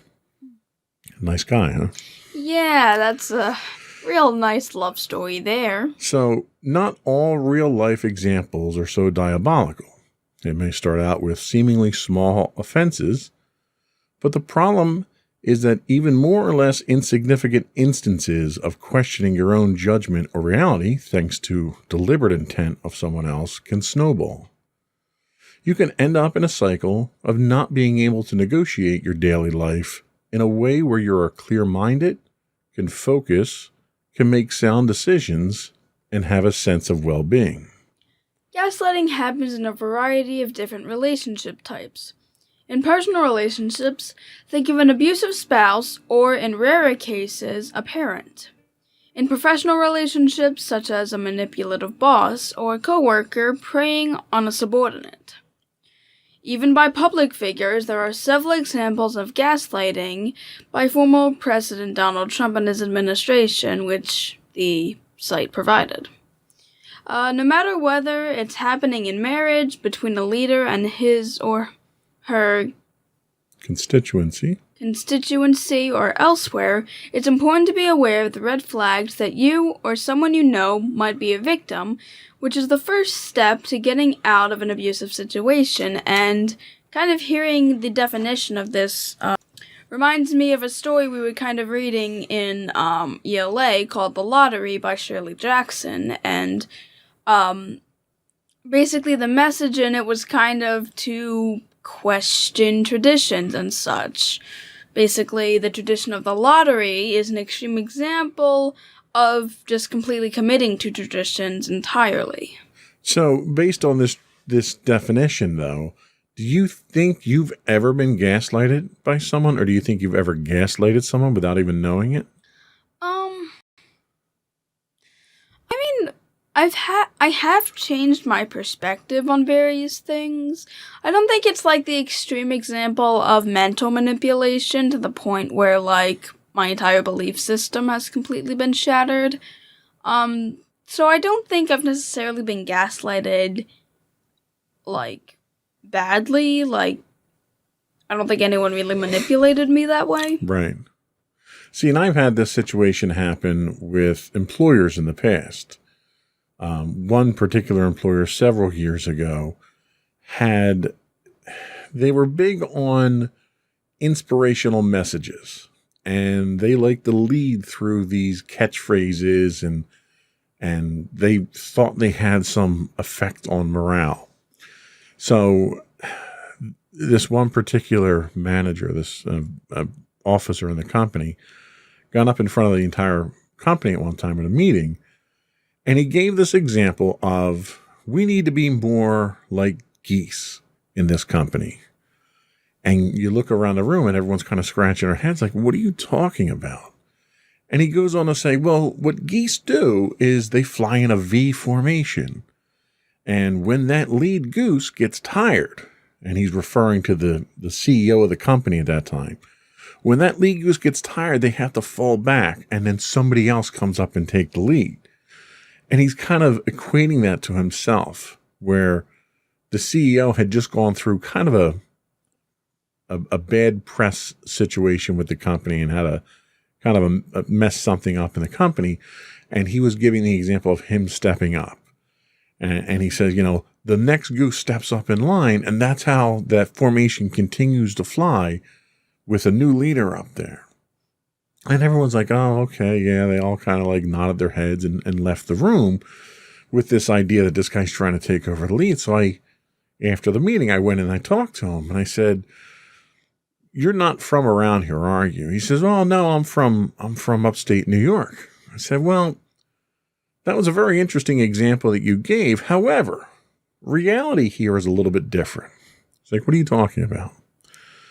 I said, well, in New Jersey, we have Canadian geese. And Canadian geese, around the turn of the 20th century, had been hunted nearly to extinction. And Canadian geese would migrate up and down the eastern coast from Canada down to Florida. And they were hunted to near extinction. So New Jersey enacted laws that would protect the geese. And they were an endangered species. So as a result, they were held in these wildlife sanctuaries in New Jersey and nursed back to high populations. And as a result of that, they lost their migratory instincts. So now in New Jersey, when the geese take off and they fly, they go off, they fly around in circles, and they come back. And the problem we have is they keep defiling where they land because they poop all over the place. He didn't like the fact that I was giving him a factual answer to that, because he had this reality in mind of this grand goose leading the rest of the flock onto some promised land or something like that. So he was in effect trying to gaslight the entire company with this image that he contrived, when everybody else who was from New Jersey basically laughed at this guy because they knew what the geese did, and I kind of described it to him. He's the New Jersey Swans. Yes, the New Jersey Swans. That's what I call them now. But, in New Jersey, they really are a problem because they're defiling public places. You've got people that have dogs that professionally chase them. So for him to kind of gaslight the company like that was kind of funny. It was a long, drawn-out way of kind of getting to the point here, but yeah, he didn't realize he was gaslighting the company. He basically had he wanted to be a inspirational poster, and that's what he was. So in him doing it, he wasn't trying to be nefarious or manipulative or anything. He was trying to be inspirational. So it just goes to show you that gaslighting isn't always necessarily done with negative intent. Yeah. Sometimes people gaslight you to try to get you to see their point of view. Instead of trying to win you over to their side, they try to manipulate you to their side. And that's kind of where it gets kind of dangerous. Mm. So let's talk about when and where does gaslighting actually happen.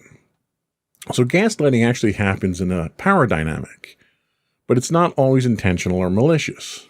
The manipulator holds enough power that the target of the gaslighting is terrified to change up the relationship or step out of the gaslighting dynamic because of the threat of losing that relationship or the threat of being seen as less than who you want to be seen as by them.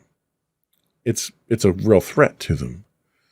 If it's happening by someone you love and care about, like a spouse or a parent, you're going to want to believe the other person, and the gaslighter may use that against you.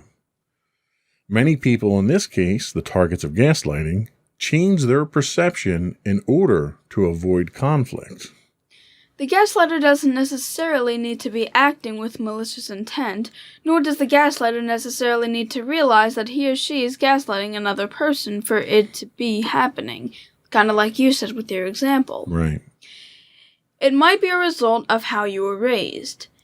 Maybe your parents had very cut and dry beliefs, and that certainty is how they, and now you, see the world, and when someone sees things differently, you assume something is wrong with them. Maybe you're upset because you think your boyfriend is always flirting with other girls. What you don't see is that it's the girls that are flirting with him, but he's just being polite. But your worldview doesn't allow you to question that maybe you're getting the situation wrong.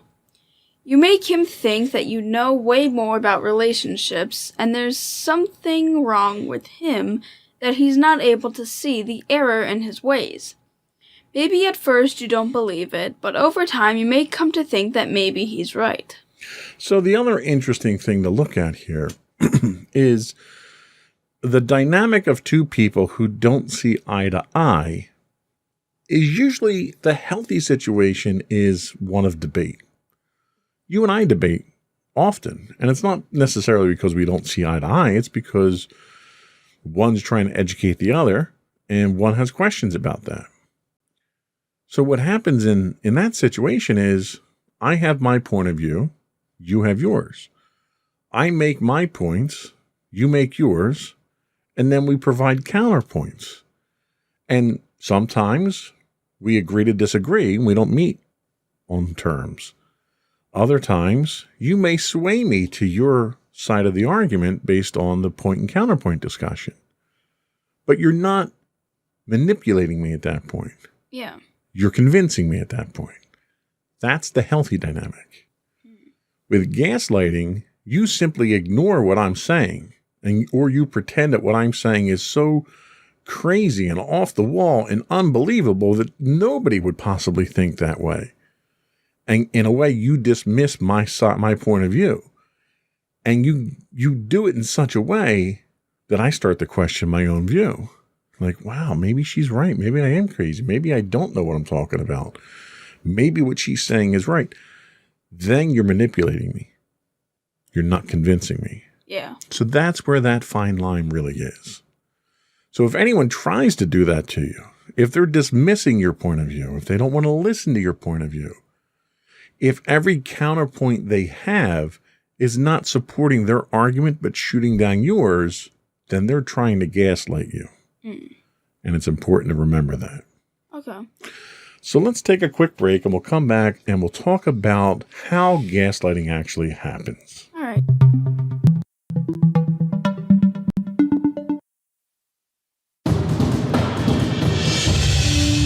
For over 7 years, the Second Sith Empire has been the premier community guild in the online game Star Wars: The Old Republic. With hundreds of friendly and helpful active members, a weekly schedule of nightly events, annual guild meet and greets, and an active community both on the web and on Discord. The Second Sith Empire is more than your typical gaming group. We're family. Join us on the Starforge server for nightly events such as operations, flashpoints, world boss hunts, Star Wars trivia, guild lottery, and much more. Visit us on the web today at www.thesecondsithempire.com.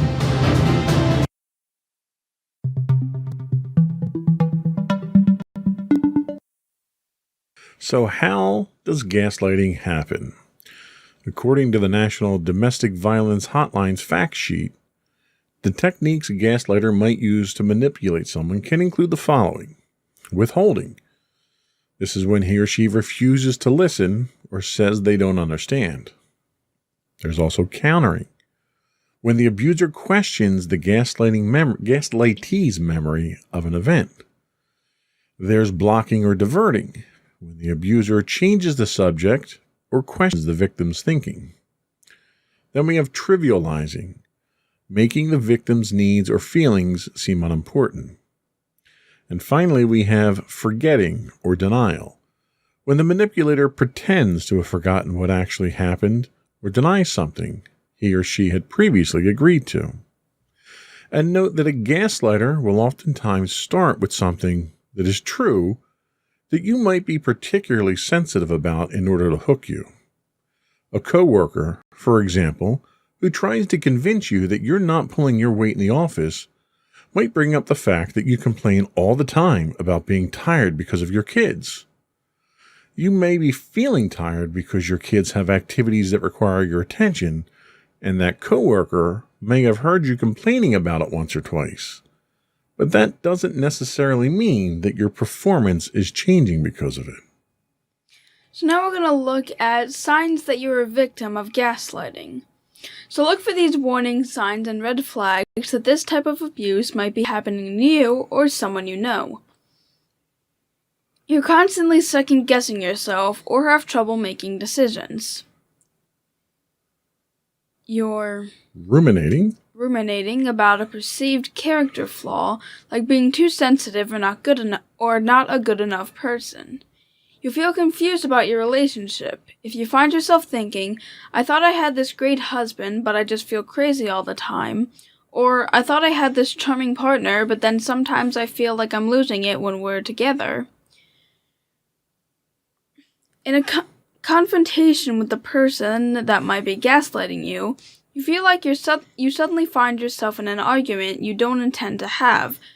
You're not making progress, or you're saying the same thing over and over again and not being heard.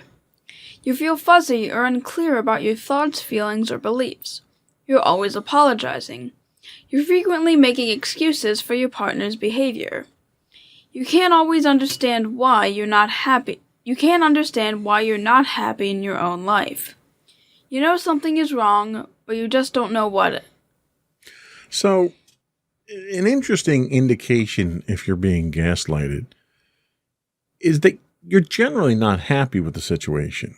Yeah. And that's how the gaslighter kind of gets to you. And they make you question yourself. They make you question your thoughts and your judgment. And they set you up for a lack of self-confidence. And then once they've kind of bored this hole into your psyche, they then pour themselves into that with their own thoughts and their own ideas, and they try to think for you. That's really what gaslighting is. Yeah. And it's kind of a slippery slope, because once someone starts to gaslight you and they see the control that they have, they're more likely to take it even further. It's kind of like that old adage that power corrupts, ultimate power corrupts ultimately. The more power you have over someone, the more power you want. Yeah. And sadly, that's just human nature. So someone may not start out with the intent of doing that. They may start out with the intent of debating you.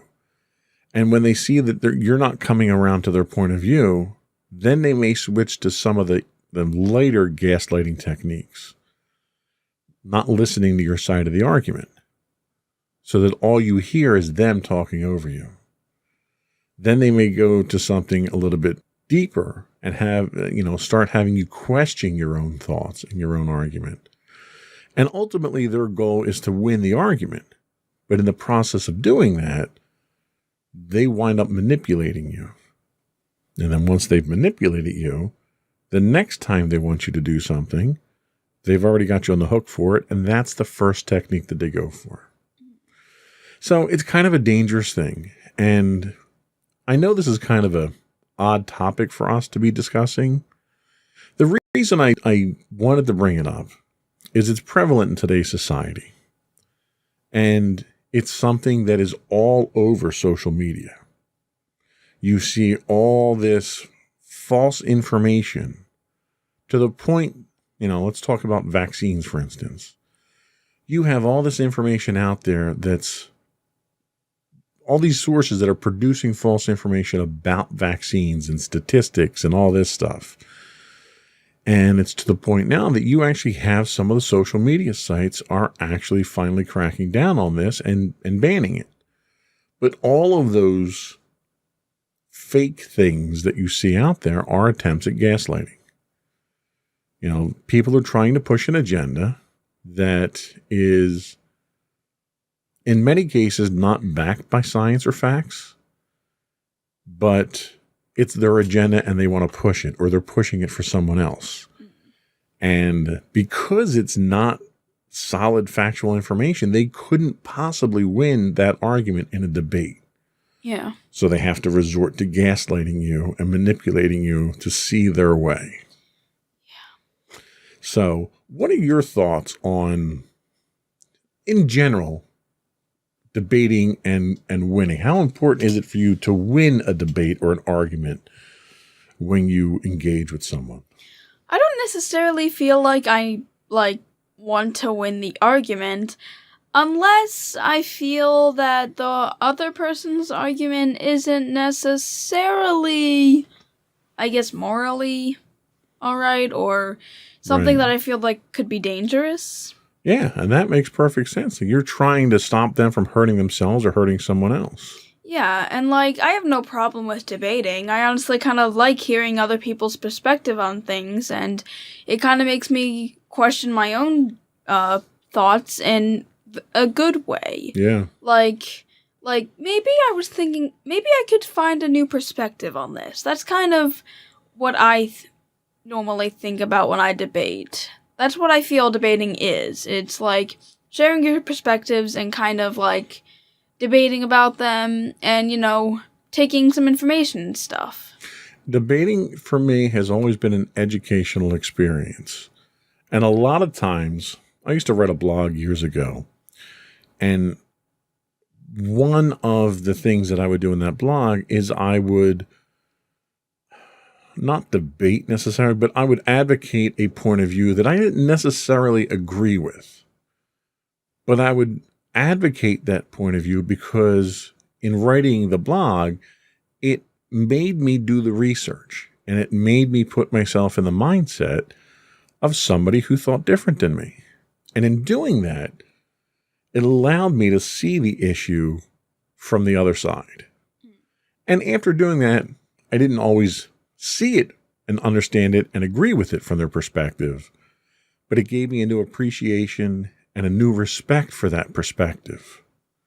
And anytime I debate someone, that's what it brings forth with me. Like I'm involved in Twitter and a few other social media, and I get into political debates because you can't avoid it because social media is a cesspool when it comes to that stuff. Yeah. And there's one particular individual on there who is diametrically opposed to me from a philosophical standpoint on everything. And there are times that he'll make a comment and I'll respond to it with my point of view. And we'll go back and forth and debate and debate and debate and finally get to the point where we'll concede certain points of view, where I'll kind of agree with him, but not entirely. So you got a valid point there, but look at it from my perspective, and he will. And eventually, we almost always get to the point where we're amicable about it.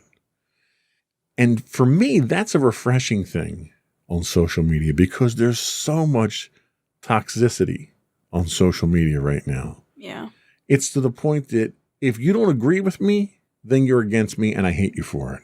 Yeah. And that hatred just boils over in social media. Yeah. So this debate partner that I happen to have is really a great exercise for me to have that opposite perspective on things because it helps to ground me. Because sometimes I get a little self-righteous. Sometimes I get up on my soapbox and I'll put an argument out there that is more emotional than factual. And he'll back me down. He'll call me on a carpet on it and back me down, and I'll realize where the holes in my argument are, and it helps me to refine my point of view. And it helps me to appreciate his. So debate is a good thing. And I think the people who gaslight inadvertently fail to see that, and they fail to see the benefit of it. Yeah. It's not about getting the world to see your point of view.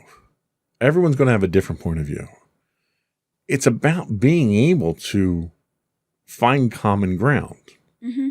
And regardless of how diametrically I may be opposed to somebody else's philosophy, there's always common ground. You just have to find it. Mm-hmm. And you're not going to do that through gaslighting and manipulation. Yeah. That's kind of my point to that. True that.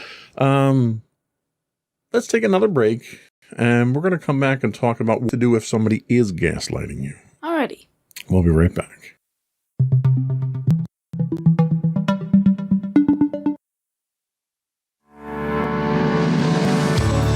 Insights into Entertainment, a podcast series taking a deeper look into entertainment and media. Our husband and wife team of pop culture fanatics are exploring all things from music and movies to television and fandom. We'll look at the interesting and obscure entertainment news of the week. We'll talk about theme park and pop culture news. We'll give you the latest and greatest on pop culture conventions.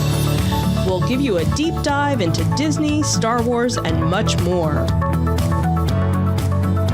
Check out our video episodes at youtube.com/insightsintothings.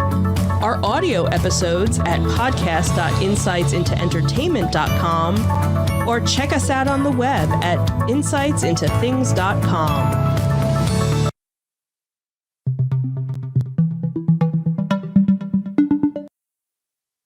Welcome back to Insights into Teens. Today we're talking about gaslighting. And now we're going to talk about what to do if someone is gaslighting you. So the first thing we have here is identify the problem. Recognizing the problem is the first step. Once something has a name, you can begin to address it specifically. Sometimes writing down specifics from a conversation that you can look back to later when you're out of the heat of the moment can be helpful in sorting out the truth from distortion. Give yourself permission to feel what you feel. Part of the problem with gaslighting is that it results in the victim questioning his or her own thoughts, values, perceptions, or feelings. Acknowledge that what you feel is what you feel so that you can take whatever action you need to take to feel better. Give yourself permission to make a sacrifice. Part of what makes it... Really? Sorry. No one saw that, so... No. Part of what makes it tough for a victim to leave a gaslight situation is that the abuser is someone they care about, they look up to, or they have a relationship with.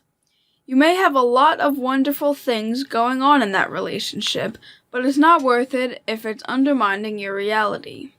To start to regain your sense of self that you've lost, you may need to cut that person off, give up some of the wonderful things, or live with that person not having such a high opinion of you. So you start with, as with most things, with small decisions. Try to get out of or stop a gaslight. Take a step, one step at a time, and say no. Don't engage in an argument that's clearly a power struggle. Sometimes it's hard to recognize those. Yeah. Get a second opinion. Ask a friend or family member you trust if they think your thinking is as off as your potential abuser says it is. Have compassion for you. Having compassion for yourself is very important. You are responsible for you. You need to be honest with yourself. Maybe tomorrow your partner will be great, but focus on what you're feeling in the moment. Recognize when you have those feelings. So, I mean, these are some very basic things to do, but I think the most important thing here is to recognize when it's happening. Yeah. Recognize how it's making you feel. Anytime anybody makes you feel bad about yourself, you really have to question that relationship. Have you ever had a situation where people or a friend or someone made you feel bad about yourself for any reason? Hmm. I mean, the few times it did happen, we did kind of find the error of our ways, and we were able to be friends again. Right.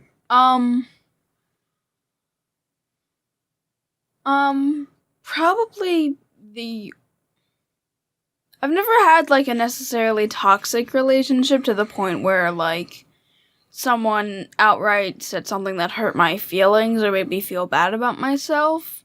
I have lost touch with people for various reasons, but I don't think it was necessarily, like, a toxic relationship. Well, and the thing is, a lot of times when that sort of thing happens, it's not done intentionally or maliciously. A lot of times when somebody says something or does something, it's an inadvertent thing. It's an inadvertent consequence. You know, you may say something in the heat of the moment because you're agitated or you're upset or you're annoyed or you're not in a state of mind where you're normally calm and collected. And you say something and the other person gets upset by that. They may not know that you're agitated, and they may think that you're being malicious, and then it spirals out of control. Yeah. And when something like that happens, somebody has to sort of put the brakes on, stop, apologize, get to the bottom of it, and say, look, you know, this was not meant to be mean or malicious. It may be as simple, you know, I may come home and have a rough day at work. And I may be short with mommy. And fortunately, mommy knows me well enough and I know her well enough that when we're in that agitated state, the other can tell. And when mommy's like that, okay? So when mommy's like that, I'll try to get her out of that mood. And I'll joke and I'll poke fun and stuff like this to kind of try to snap her out of that. And in doing that, sometimes I push the wrong button. And when I do, I'm fortunately intelligent enough to read that reaction and back off. Mm-hmm. I give her space, she cools off, and then we come back. And mommy does the same for me. Usually mommy's not in any jeopardy of pushing those buttons with me, though. She's usually a little bit more sensitive, and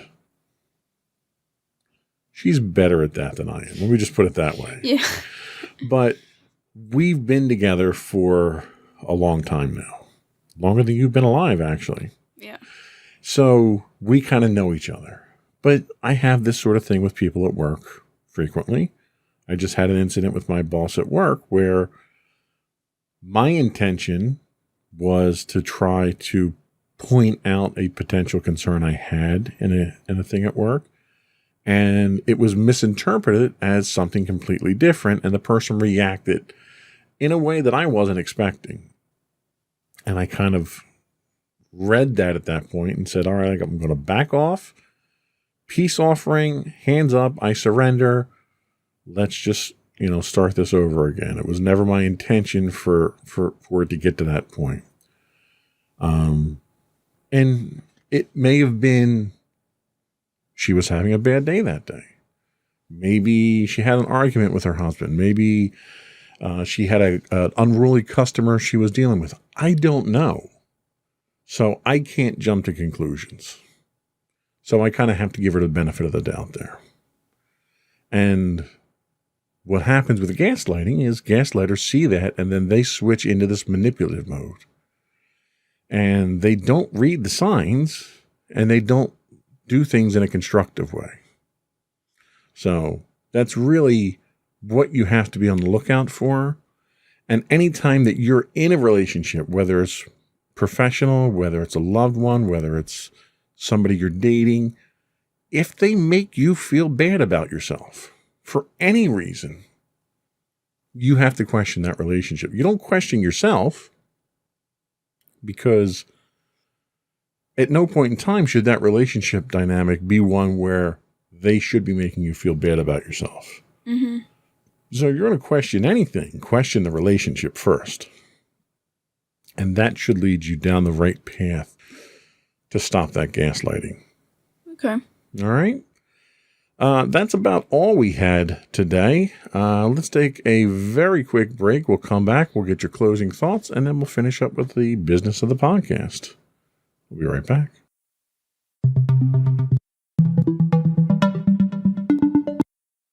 Go with your closing thoughts. Alrighty, so to everyone out there, I just wanted to reiterate the fact that a lot of the times gaslighting is never a good thing, and I hope that, if anything, this podcast helped you kind of realize or get a better definition of what it really is, so that in your life, whether it be in the media or with your own relationships, you can recognize when gaslighting or when you're being gaslighted and hopefully put a stop to it so that you don't have to deal with it. Excellent. Sage advice as always. Thank you. Before we go, I do want to once again remind you that if you want to subscribe to this podcast, you can find us listed as Insights into Things for audio. All the network's podcasts can be found on video, listed as Insights into Things. We're available on Apple Podcasts, Spotify, Google, Stitcher, iHeartRadio, and pretty much anywhere you can get a podcast these days.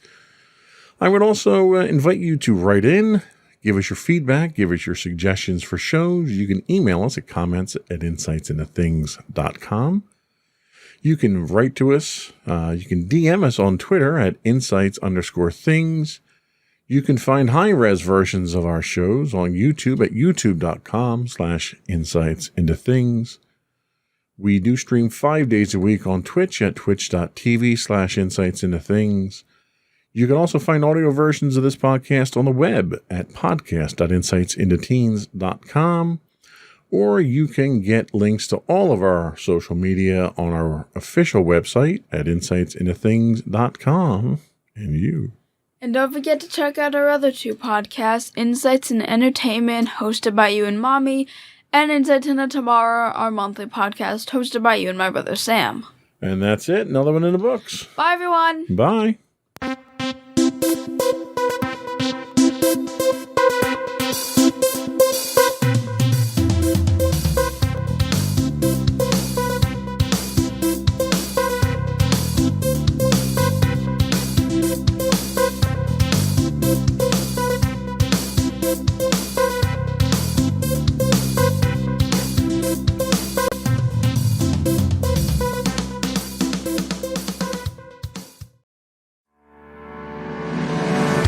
Insights into Entertainment, a podcast series taking a deeper look into entertainment and media. Our husband and wife team of pop culture fanatics are exploring all things from music and movies to television and fandom. We'll look at the interesting and obscure entertainment news of the week. We'll talk about theme park and pop culture news. We'll give you the latest and greatest on pop culture conventions. We'll give you a deep dive into Disney, Star Wars, and much more. Check out our video episodes at youtube.com/insightsintothings. Our audio episodes at podcast.insightsintoentertainment.com, or check us out on the web at insightsintothings.com.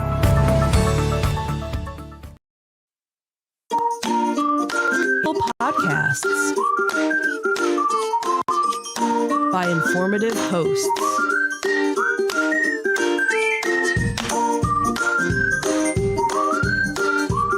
Insights into Things, a podcast network.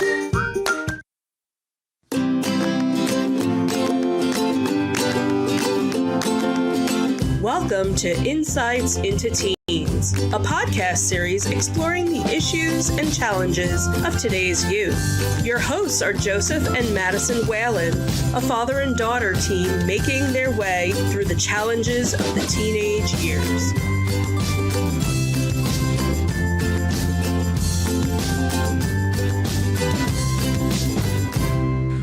Welcome to Insights into Teens. This is episode 127, Teens and Perfectionism. I'm your host, Joseph Whalen, and my talented and dedicated and somewhat limping co-host, Madison Whalen. Hi, everyone. How you doing today, Maddie? Limping. Limping indeed. What is wrong? Why are you limping? I had a bit of an incident yesterday at practice. Yes. Full contact marching band this week. I mean, it was before we actually started, so You learned to tackle the pavement, right? yeah. So you had a spill during warm-ups. You scraped up both your knees. One of them's banged up pretty bad and bruised. We had to go get x-rays today and stuff. But fortunately, knock on wood, you didn't have any breaks or tears or anything serious. Yeah. So you should be back on your feet normally in about a week. But in the meantime, we've got you here for the podcast. Yep. So we're talking perfectionism today and the malicious cycle that it can lead us into. We'll talk about how we determine if someone is a perfectionist and the signs to look for. We'll then evaluate the causes of perfectionism and some of the negative consequences of it. And finally, we'll look at how to address perfectionism and what parents can do to help. But before we do that, I would invite folks, our listening and viewing audience, to subscribe to the podcast. You can get audio versions of this podcast listed as Insights into Teens. Video versions of the podcast can be found listed as Insights into Things. We're available pretty much anywhere you can get a podcast. Apple Podcasts, Spotify, Google, Podbean, Buzzsprout, and so forth. I would also encourage you to write into us. Give us your feedback. Give us your suggestions for shows. We're always looking for input. You can email us at comments@insightsintothings.com. You can get us on Twitter at insights_things. We're on Facebook at facebook.com/insightsintothingspodcast. We're also on Instagram at instagram.com/insightsintothings, or you can get links to all those on our official website at insightsintothings.com. Ready to get started? Sure. All right.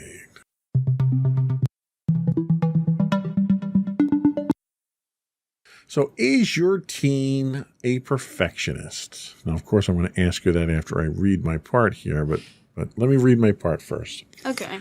So this comes to us from a website called SciComm.net. Sounds like a government conspiracy site or something. Kinda. They say it's perfectly reasonable for teenagers to have high standards and to work hard to meet their personal goals. Disciplined behavior can cross the line to perfectionism, however, when it interferes with social, emotional, or occupational functioning.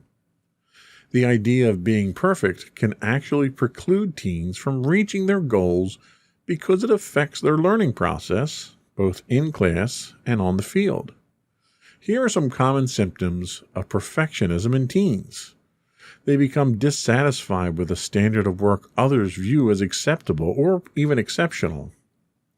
They procrastinate until 100% sure of what to do or how to earn a high grade on their assignment. They avoid answering questions in class for fear of being wrong. They're very risk-averse, avoiding taking any risks at all at times. They avoid starting tasks for fear that they'll not be able to do them right or well to their own standards.